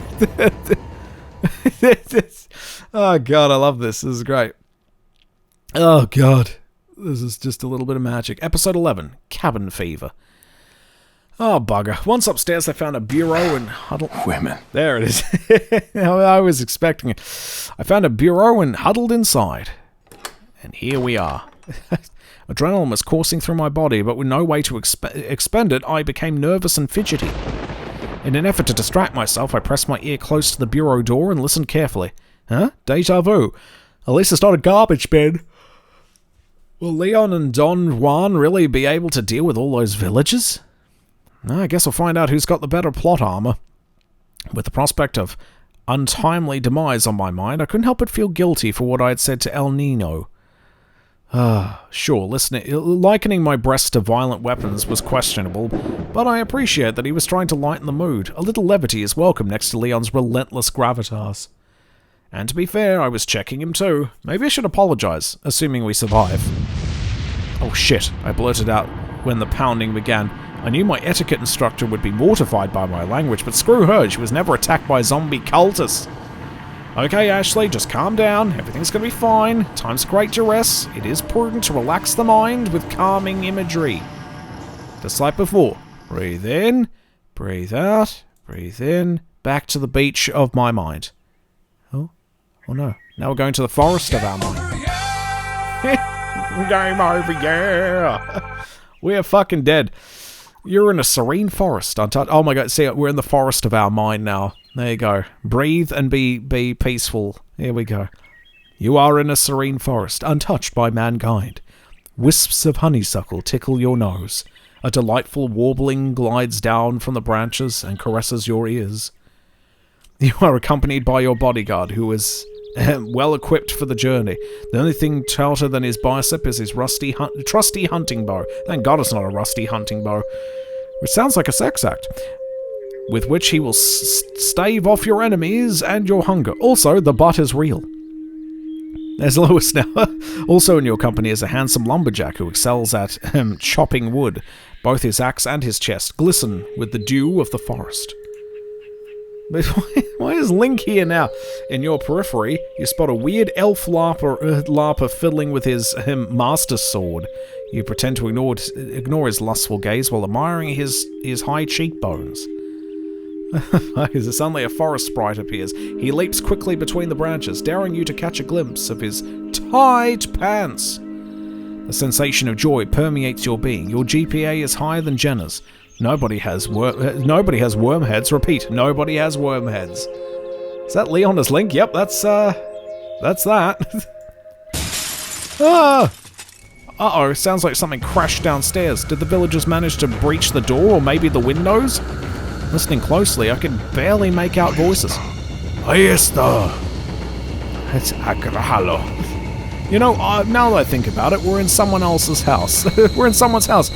Are we the intruders? Property violations are such a messy legal territory. It's like everyone in the whole village is here. Oh, bugger. Yeah, we're in trouble. But so dead. Well, I guess you can't intrude when there's no one left to intrude upon. A stream of gunshots sounded from downstairs and moved progressively closer. Oh god! Are they coming upstairs? Leon, upstairs! Leon, upstairs! It's Fabio! Jesus! I have really got to ask Leon for one of his guns. Trying to kill me? I held my breath and covered my ears as more gunshots were fired just outside of the bureau. Oh. Flash grenades in this tiny space? That can't be good for Leon's beautiful eyes. Did you send those invitations? I told you, no more than 50 people. A confident quip or gallows humor, I guess we'll know shortly. The gunshots persisted for another minute, and I half expected to go deaf from all the noise. But then, without any warning, everything went quiet. The gunshots ceased. And I could hear footsteps descending the stairs. Propelled by curiosity, I peeked outside of the bureau. Some blood stains on the ground, but otherwise it was clear. Oh, she wants Leon's middle gun. I'm just so impressed by how the cultists disappear. So eco-conscious. Oh. Off she goes. Oh. I jumped out of the bureau and made my way downstairs. Hey guys, thanks for saying something. Really appreciate it. What do we do now? Well, the bridge is out. The bridge I crossed to get here is out. So I guess we have no choice but to keep moving. The bridge is out? What did they burn it behind them? Also, how does he know that already? I forgot something. You guys go on ahead. Oh. Yeah, I'll say you forgot something. It's called good manners. Lewis. Lewis? Oh, he's gone. So his name is Lewis, huh? Too bad. Javier was really growing on me. I wonder what Lewis's story is. He seems forlorn for the playboy type. I like a man who subverts expectations. We watched Lewis walk away into the night. I glanced at Leon, who seemed rather solemn himself. How does he know Lewis anyway? The guy doesn't seem like an agent. So much intrigue and drama. I feel like my brain is going to pop, although that might just be the ringing from all the gunshots. My poor waifu head is going to explode. Oh dear. Loading episode 12. Shit, we're 12 episodes in. And we haven't even left the village yet, but we're getting close. Episode 12, The Sounds of Silence. Oh. Hello, darkness, my old friend. With everyone but us gone, an unnerving quiet descended from the cabin. The whole place felt painfully lonely. Wait, how are you using a Killer 7? Oh wait, this is round 2, isn't it? And Leon meant to keep it that way. Oh.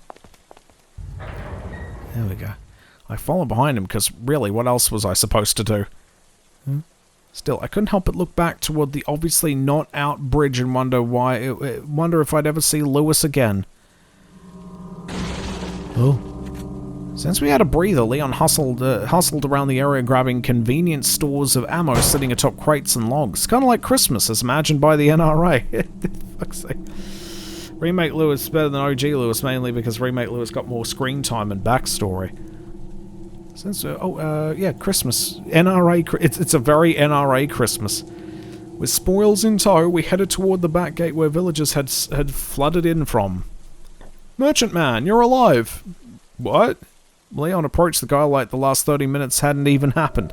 Oh, terribly sorry about that, old chum. I was called away for a bit. You know how it is with bloodthirsty mobs. Now, about those promotions you mentioned. Some rare things on sale, stranger. Oh, God. No, for real, how did he avoid being gored? Is he in cahoots with the villagers? Is Saddle using him as a spy? Has he simply monopolized the black market with his infectious laugh and cloaking technology? I don't want to believe any of that, so let's just tap the old fallback plan. Magic. Oh, I feel a portmanteau coming in. Stranger. Oh. Now that's a weapon. Oh, there it is. Didn't you know, like a genie ninja, it's the perfect foil to an evil wizard like Saddle. Not enough cash, stranger. Not enough cash. Oh, in all seriousness, I'm a little overwhelmed by all these men and their mysteries. It's starting to be less Loretta Chase and more Agatha Christie.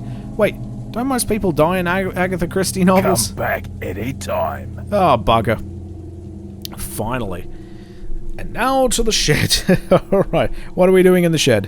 What are we doing in the shed today, Ashley? What are you doing?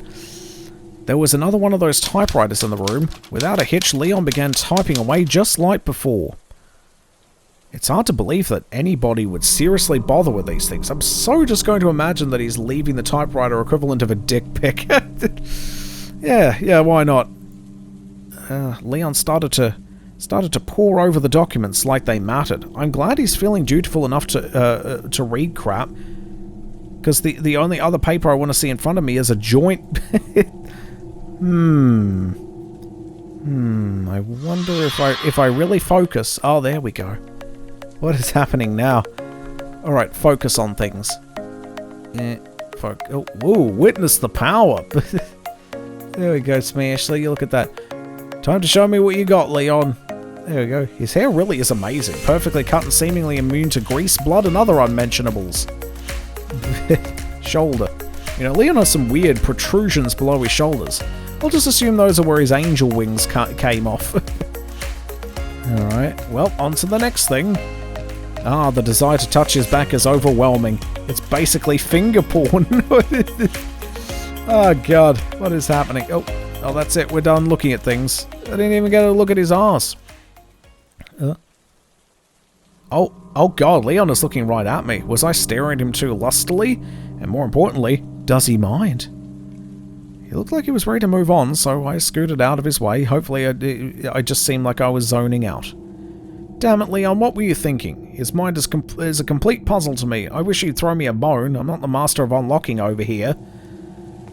I followed close behind as we left the shed and glanced at Ginger as he walked by. Oh, please don't talk to him again, Leon, please. No, we're good. Okay, he's not talking, we're good. Doing me a small kindness, Leon forged ahead to a small room embedded in the gate that contained a single lever. The lever only moved left or right, presumably corresponding to the two sides of the gate. I assumed we had to make a choice. Well, if anyone cares about my opinion around here, I'd choose... let's see, left as bunch of Ganados and right as giant bastard. Let's go left. There we go.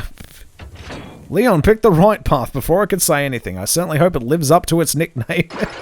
Oh, fuck. Alright, we'll have to deal with an El Gigante then. Shit.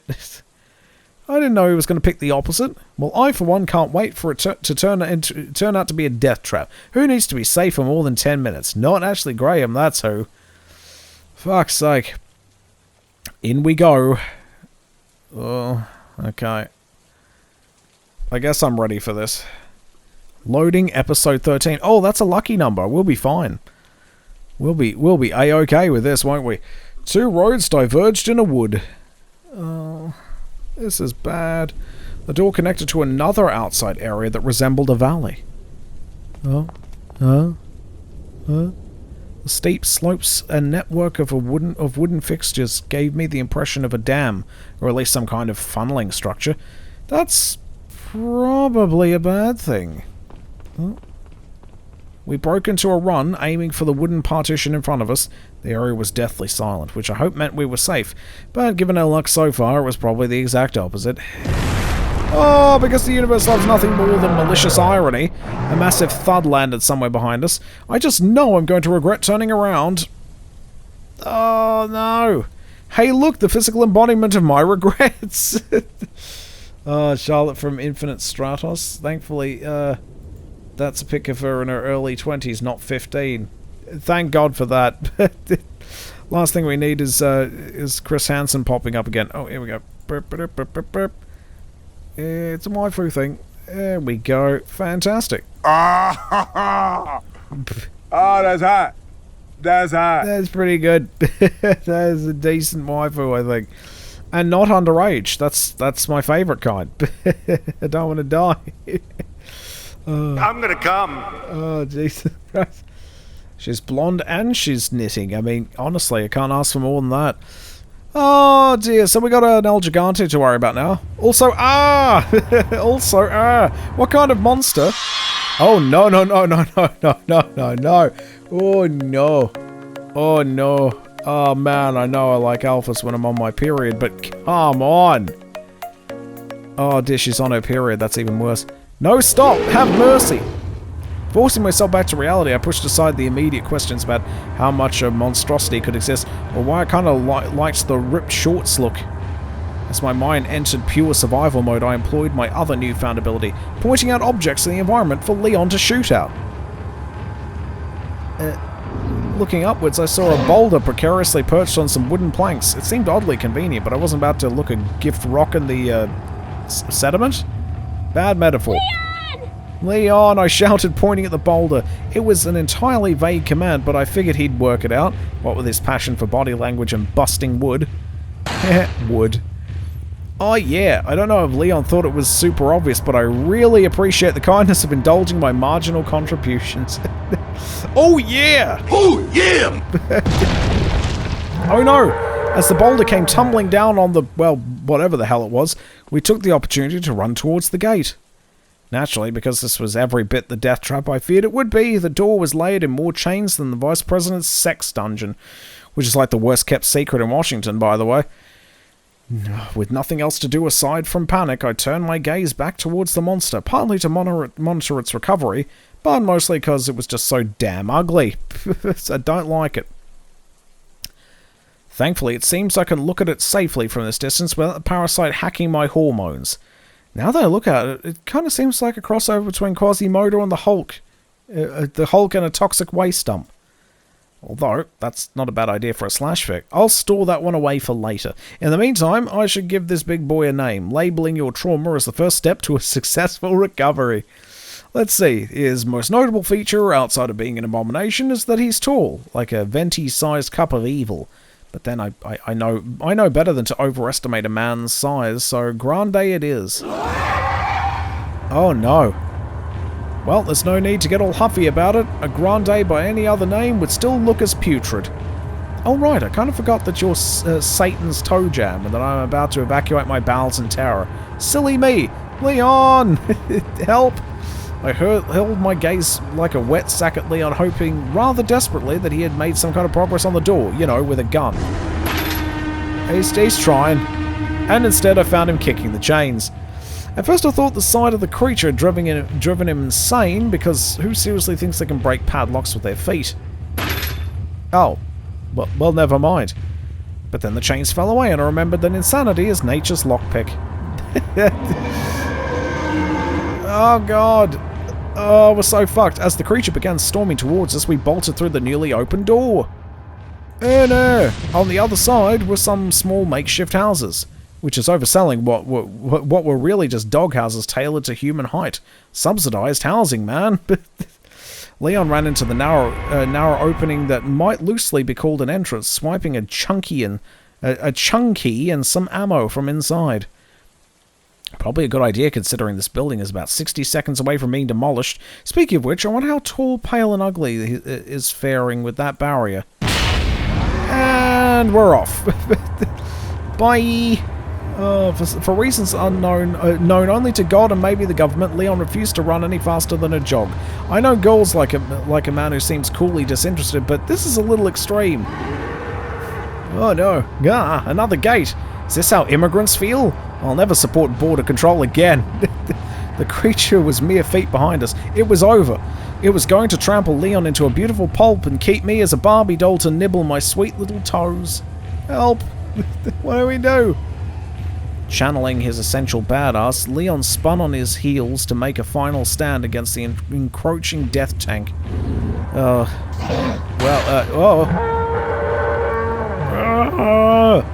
Wow, we're not crushed. Oh yeah, take that. Oh yeah. Oh yeah. Take that, you cold froth. No one messes with Ashley Graham's bodyguard. Except me. Looking at Grande's pitiful gesticulations, I was somewhat reminded of the fear and desperation I saw in Jenna's face after Klaus flashbanged her. Oh well. It's like my lit professor said. It's not a theme until it happens thrice. As Grande wrestled with the pain of absorbing a magnum bullet through his corneas, I thought we might take this opportunity to bolt, but Leon held firm. Oh my god, is it storming out? Is that why the lightning flashes are happening? It's almost like he expects something else to happen. Something else is definitely going to happen, isn't it? Knowing our luck, he's probably going to transform. If that's the case, could he at least have the decency to molt into something attractive? Oh dear. Oh, okay. Well, there's that. Ah, backworms. Oh, I stared in awe as a disgusting spider thing sprouted from Grande's back like some blackhead from hell. What just happened? Why did my eyes go dark? Better to suffer the darkness of sight than darkness of spirit, don't you think? Oh my god, it's anime waifu Ashley. Who are you? I don't remember inviting any other protagonist to my monologue channel. You know who I am. Oh, I unlocked a thing. You know who I am. Well, you kind of look like me, except I don't usually look that good unless beer goggles are involved. You've always doubted yourself, always turned your gaze away from struggles you could not overcome. You need only look within to find the soil from which I sprout. Gross, but okay. Yeah, I'm not following. Your mind was ripping at the seams, dearest Ashley, bearing witness to such unspeakable horror as overwhelming your psyche. I'm the taut thread of your innocence, the last bastion of your goodness. So, I'm schizophrenic? Great, as if my dating life weren't already in the hole. What you are is a victim of a father's singular ambition, of a mother's relentless pragmatism. Are you not, in this very moment, moored to the tide of their carelessness? Are you trying to say that it's my parents' fault that I'm the target of a Spanish cult? I mean, I blame them for plenty of things, but they didn't make me get in Klaus's car. Are the people who slickened the stairs not at fault when you tumble down them? Listen, whoever you are, or whatever you are, Lashley. Oh my god, it's Lashley. Pardon? Lashley. That is the name you've given me in your heart. Okay, Lashley. Can we rain check this conversation? Leon's probably doing cool stuff and I need to keep the flame kindled. You know what I'm saying? What the fuck is this? Very well, just remember, no relationship lasts longer than the one with yourself. Do not neglect it for an illusion. Okay, geez, you're worse than John. Fortunately, because that whole alter ego business happened on a synaptic level, only about 2 seconds had passed in the real world.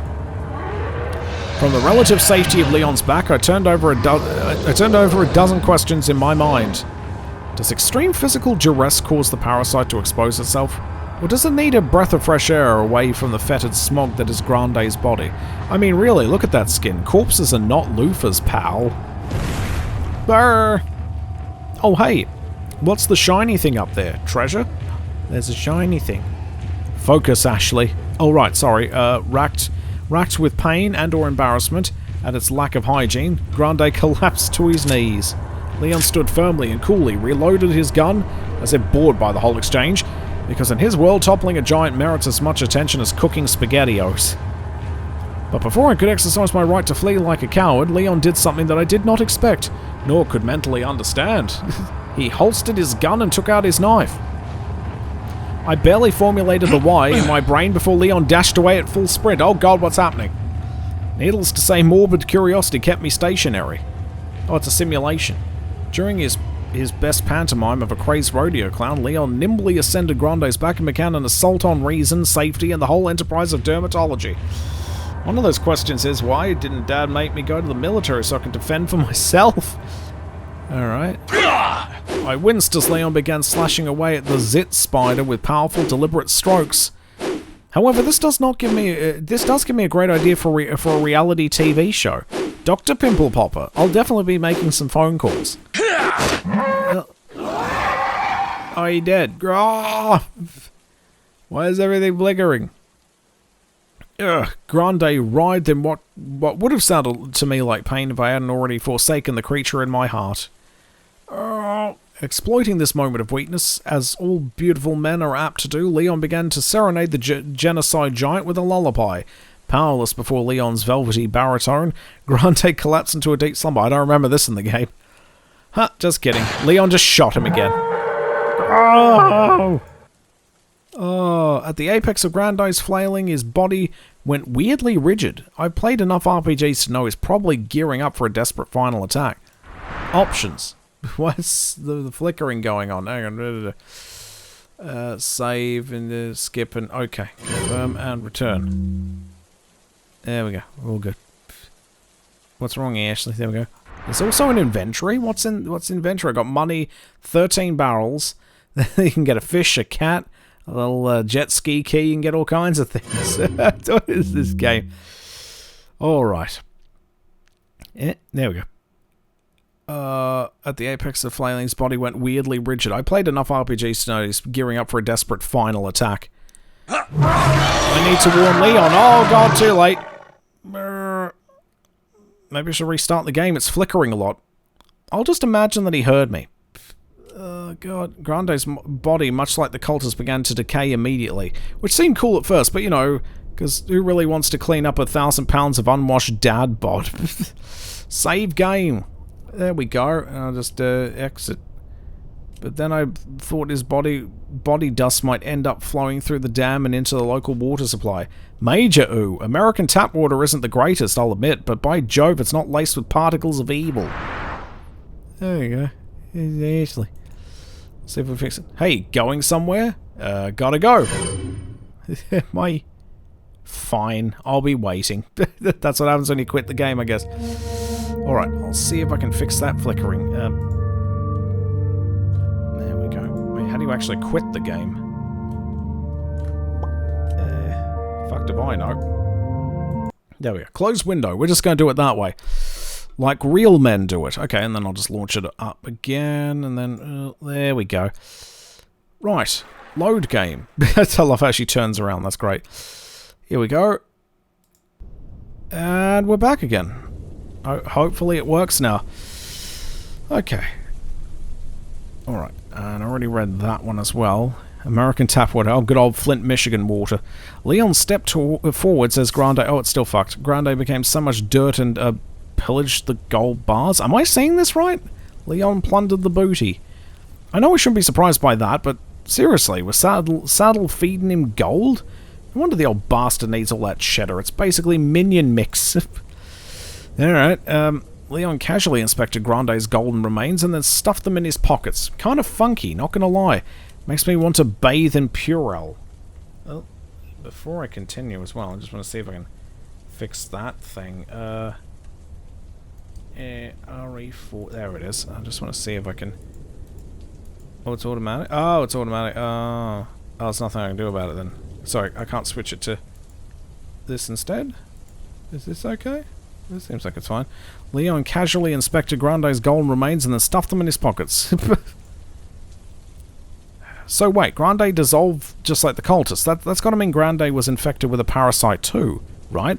And if you kill the parasite, the host dies with it. Okay. Okay, now Ashley, put those anime tears on hold for a sec.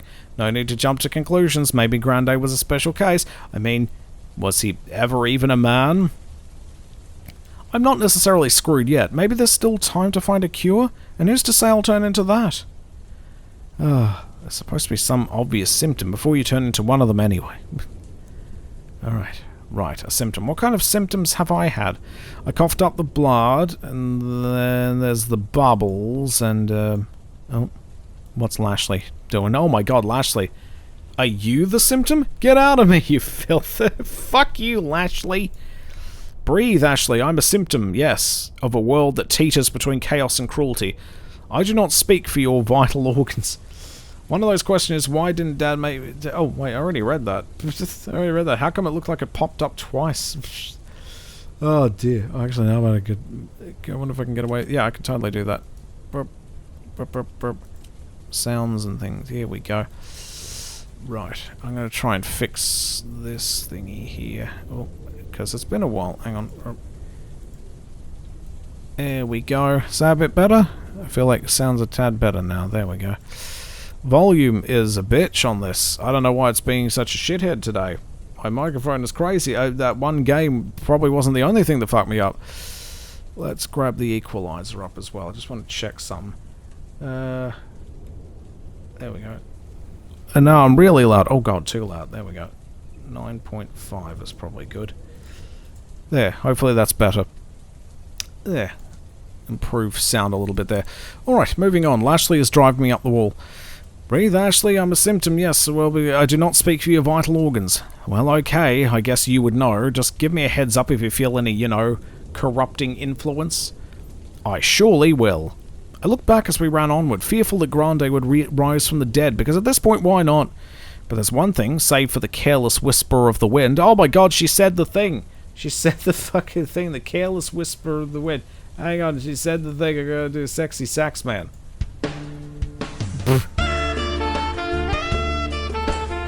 Yeah, she said the thing. The careless whisper of the wind. Oh, for Christ's sake. Yep, she said the thing, so we have to do it.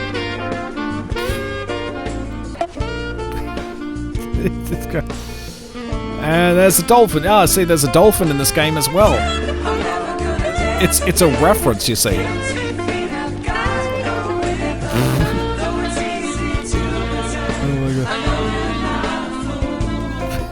Jesus Christ.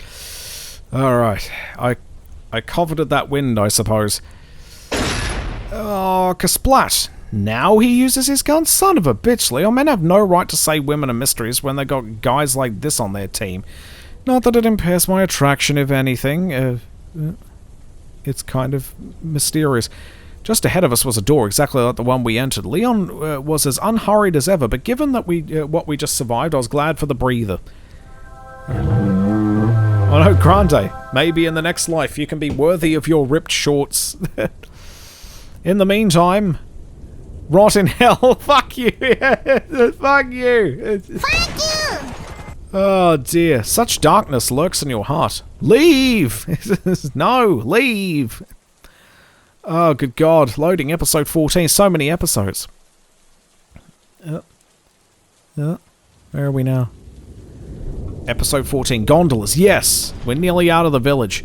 I inwardly sighed as the gates shut behind us, relieved to put that dam in hopefully forever past. Against the backdrop of our recent ordeal, the relative peacefulness of this new area was quite striking. In the tapered whispering of the evening wind, I found some meager respite. Yes. Yeah, that sounds good. She's typing all this out, you see. Leon pushed ahead, seemingly unfazed by tranquility and terror alike. Such endurance. I'm starting to believe the man is a literal Adonis, and that's fine by me. We ascended a hill and came to an area that seemed like a cliffside. To the left, there was a precarious stone bridge leading to an imposing door. The exit? Very likely the other path I thought we should have taken. Hey, wait. That's Ginger up there. Oh, how stupid he must think we are, strutting into Grande's doom funnel while he just strolled down Easy Street. Hey, wait, that's Ginger up there. Maybe if somebody had just followed my advice, we'd probably be even more fucked. Situated between the paths was a large gate adorned by a mask with one glowing red eye. Leon inspected the emblem briefly and then moved away towards a trail sloping on the left. Off to the left. I guess puzzles don't interest you much when you yourself are a puzzle. Here's the biggest puzzle of all. Oh. Hey. At the top of the stairs we stepped onto a gondola loading platform embedded into the mountainside. Love the patchwork sheet metal aesthetic they got going. Really reminds you of crippling poverty. The gondola cars moving up and down the line, so innocently committed to their electric destiny. It reminded me of a lot of the American Rust Belt, charming as an idea in the third world, charming as an idea in a third world sort of way. Oh, fortunately, us coastal elites are much too savvy to ever get on such an obvious death trap. Oh my God! Wait for me, Leon. Okay, so we're on a rickety old gondola suspended who knows how many feet over the Spanish abyss. That's cool. We're cool. It's not like anyone else will be riding this thing at this time of night. Right. What does your heart tell you, Ashley? My heart tells me we're fucked. Not nearly as much as that rifle. Oh, I wish I could see what was going on. Close your eyes. If you want to truly see, you must forego sight. I'm hip to that. So for Leon, sight hasn't done me a whole lot of good so far. Shh, let us focus. What? Behold! Oh God. Lashley is the worst. You are the worst. Why is my brain so damaged? Oh dear. What is happening? Yum! What is happening?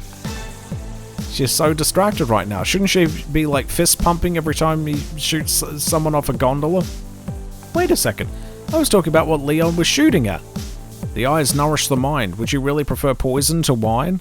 Well, no, it's just... I don't like your trickster ways, Lashley. Very well, back to the reality you so crave. Oh, here we are. Oh, looks like I missed round one. I mean, Leon's probably got it under control, so... Hey, Lashley, say no more. Oh, for fuck's sake. Alright. Yeah, this is my innocent side. Call me a saint. What the fuck is going on?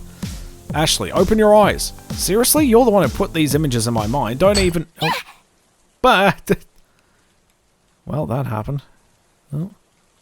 And I'm dead. Oh no, I can't save anything. Oh, what happened to my life? Oh, it's her health bar. Her health bar is at 0 now. Oh.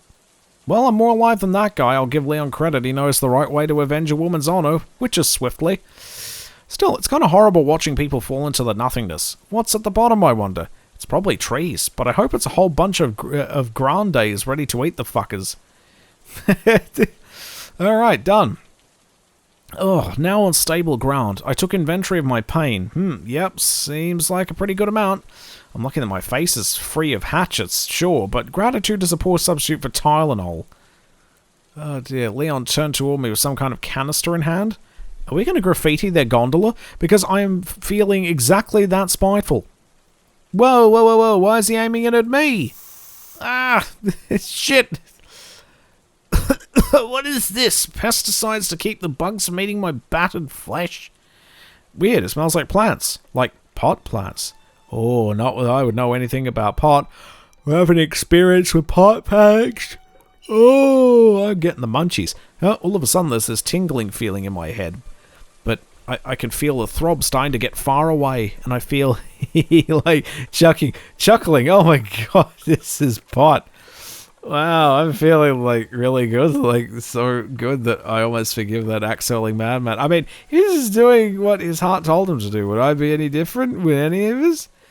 We moseyed over to a long staircase leading toward downward and proceeded, not surprisingly, in that direction. Oh God, where are we going now? We continued along the path. At the bottom, soon we came upon who else? Ginger. Welcome. Maybe it's just because I'm coming off a high, but something seems a little off about old Ginger, don't you think? It's just like an aura. Could also be his glowing red eyes. Yeah, definitely that. But hey, I ain't gonna knock a dude for popping a J or 3 when this, ways at everything, is your job. That's just self-care. Why not? We resumed our jog down the path and soon ran into another door, not unlike the ones in the village. Naturally, we proceeded without any concern for our own safety. Oh. Hello? Loading episode 15. God, we've come so far. Huh?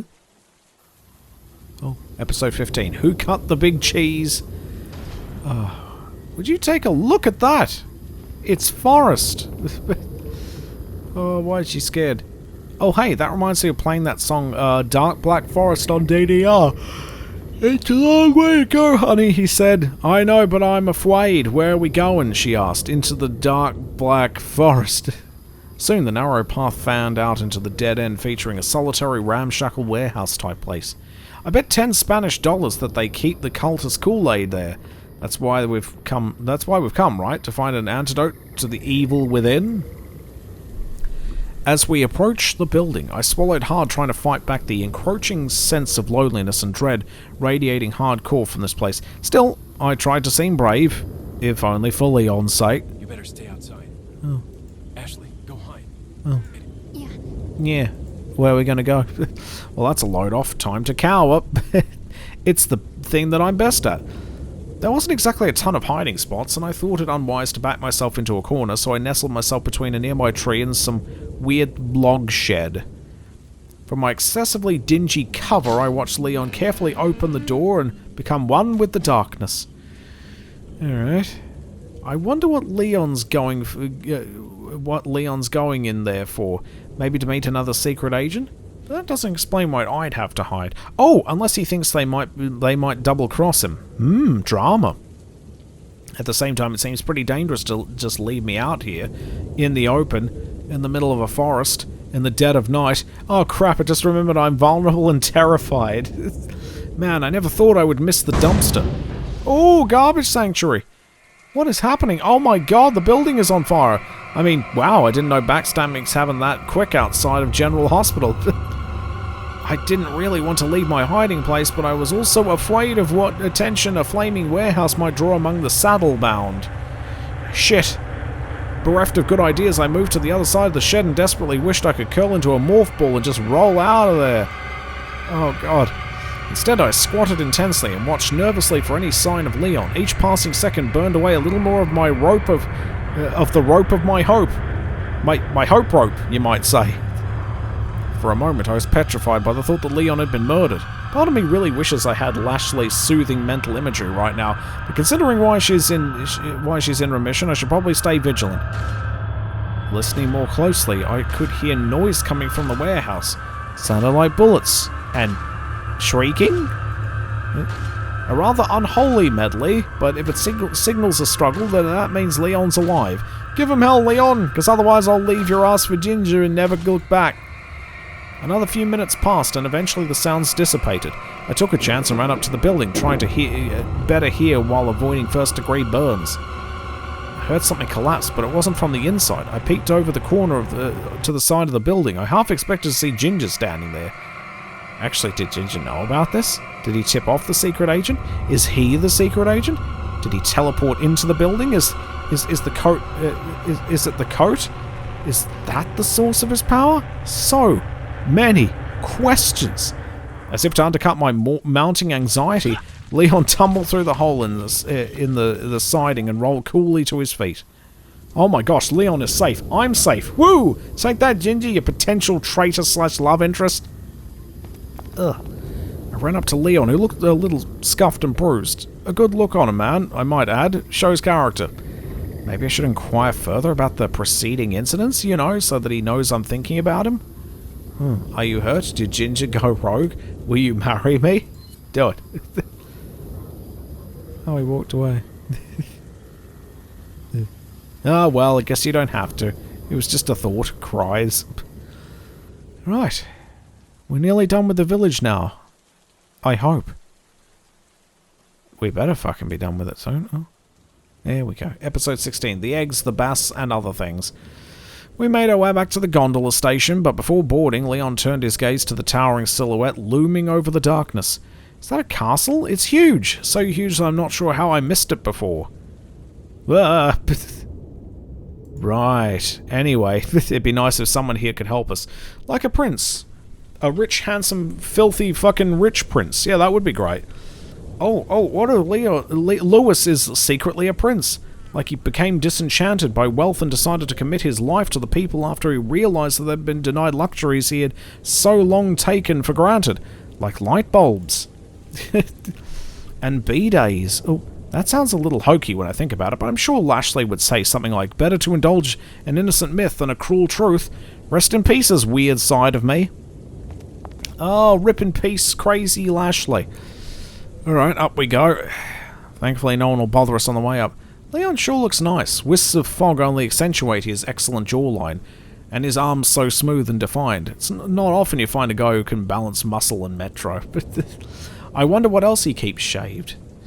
Dirty thoughts. Oh, sure is quiet without the threat of assault. I might not get many opportunities like this to chat with Leon. Maybe he'll answer a question or two. Hey, Leon. About that explosion, about Lewis, about the merchant, about this job, about my rescue. About my rescue. How's it going?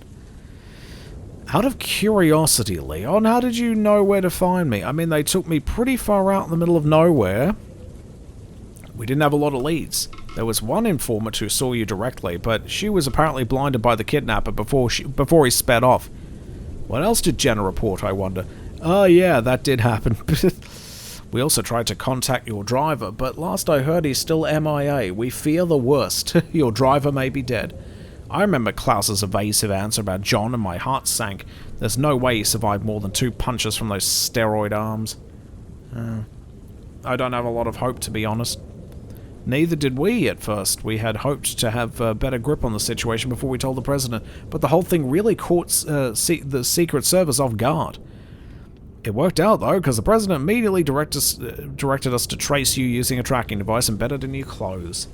Wow, really? I thought it was thrown out over the ocean or something. Nope, seems like you made it to Spain before someone noticed, or it just fell off. Who knows? Still pretty lucky, all things considered. Definitely. So what happened next? Well, at that point, Secret Service made some discreet phone calls to the head of police in Madrid. Some local contacts had spotted someone matching your description being transported around in a church van. Figures. The local police were resistant to helping us at first, but after a little arm twisting, they agreed to escort me out here as part of a missing persons case. They? As in there were others with you? Yeah, 2 officers. Yeah, they're fucked. Yeah, 2 officers. They didn't make it. So many lives lost. I'm so sorry for all the trouble I put you through. Don't worry about it. The only people at fault here are Sadler and his goons. And we won't let them win, no matter the cost. No. Oh, we've made it. We have arrived. The gondola came to a halt, and with it, my fantasy of continued conversation. Onward, I guess. We jogged down the small hill and walked up the large wooden door that Leon had inspected earlier. Oh, we're nearly out, friends. Leon began sifting through his pockets. Huh. I wonder if he, like, swiped a key from... Oh. Oh! Oh, no. Sweet, merciful Jesus. First off, ew. Secondly, maybe I should have asked about what went down in that warehouse. Thirdly, scratch number 2, I made the right choice by not asking. Still in the spirit of the times, I'd like to say that this whole thing has become really unpleasant to my eyes.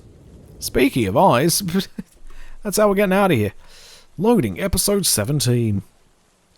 Alright, not much more left now. We just have to get up the road and get into the castle. And then everything is coming up Millhouse, or Ashley, running from the bulls. We step through the gate and... Okay, now hold on a second, me. Can we just stop and ponder the facts that a total hottie just opened a door with a person's eyeball? That is so nuts.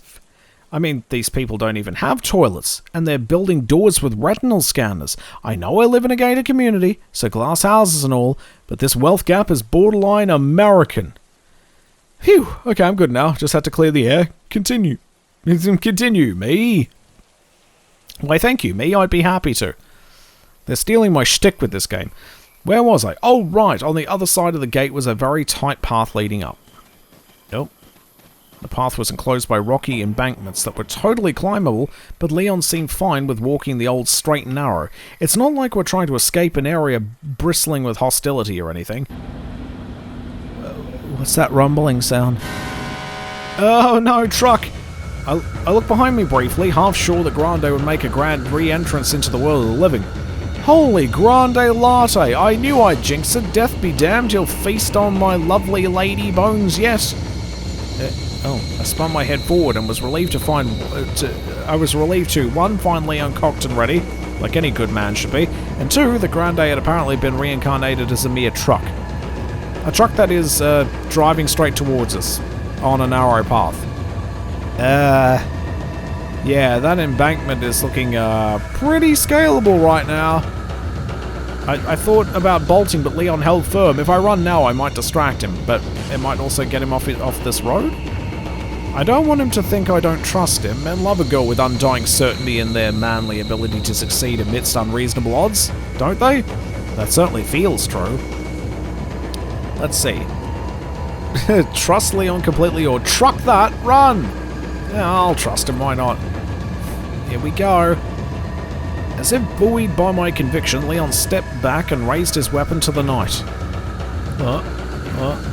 It does seem super dumb to just stand your ground against a truck driver willing to kill his own friends to crush you, but surely Leon would only do something he had absolute confidence in.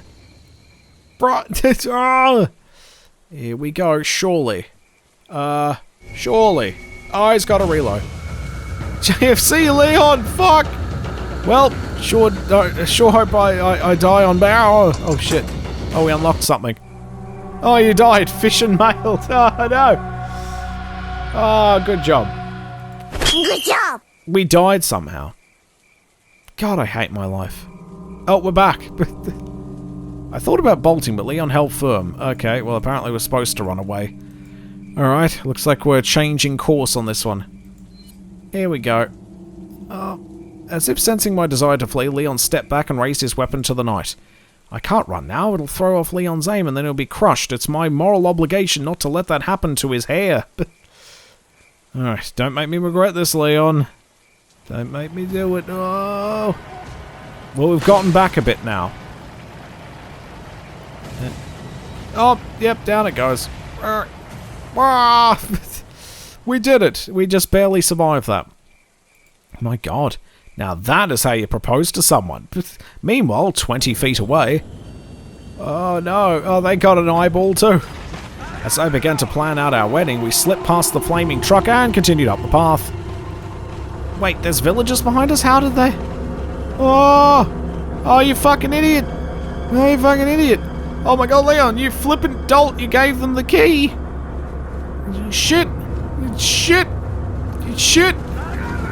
With the villagers doing their best impression of a stampede, Leon and I looked honestly at one another. His eyes said, I've got a plan. My eyes said, this is your fault. On the other side of the bridge. Yeah, because where else are we supposed to go? Fucking idiot. Go, go, go. Oh, no. Oh, shit. As the villagers drew uncomfortably near, I temporarily forgave Leon for his earlier poor judgment, looked to him for guidance. He flicked his eyes at a crank to my left. Okay. Okay, such plans. Much thought. Let's go. Alright. Oh, look at the rust on this thing, and I thought I'd gone too long without a loving touch. Focus, Ashley. Cultists. Cultists with torches. I took hold of the handle and looked to Leon for a signal. I knew it was just going to be, I knew it was just going to be more quiet body language, but I imagined a seductive wink-blown-kiss combo. Anything to keep the spark alive. Ready? Ready.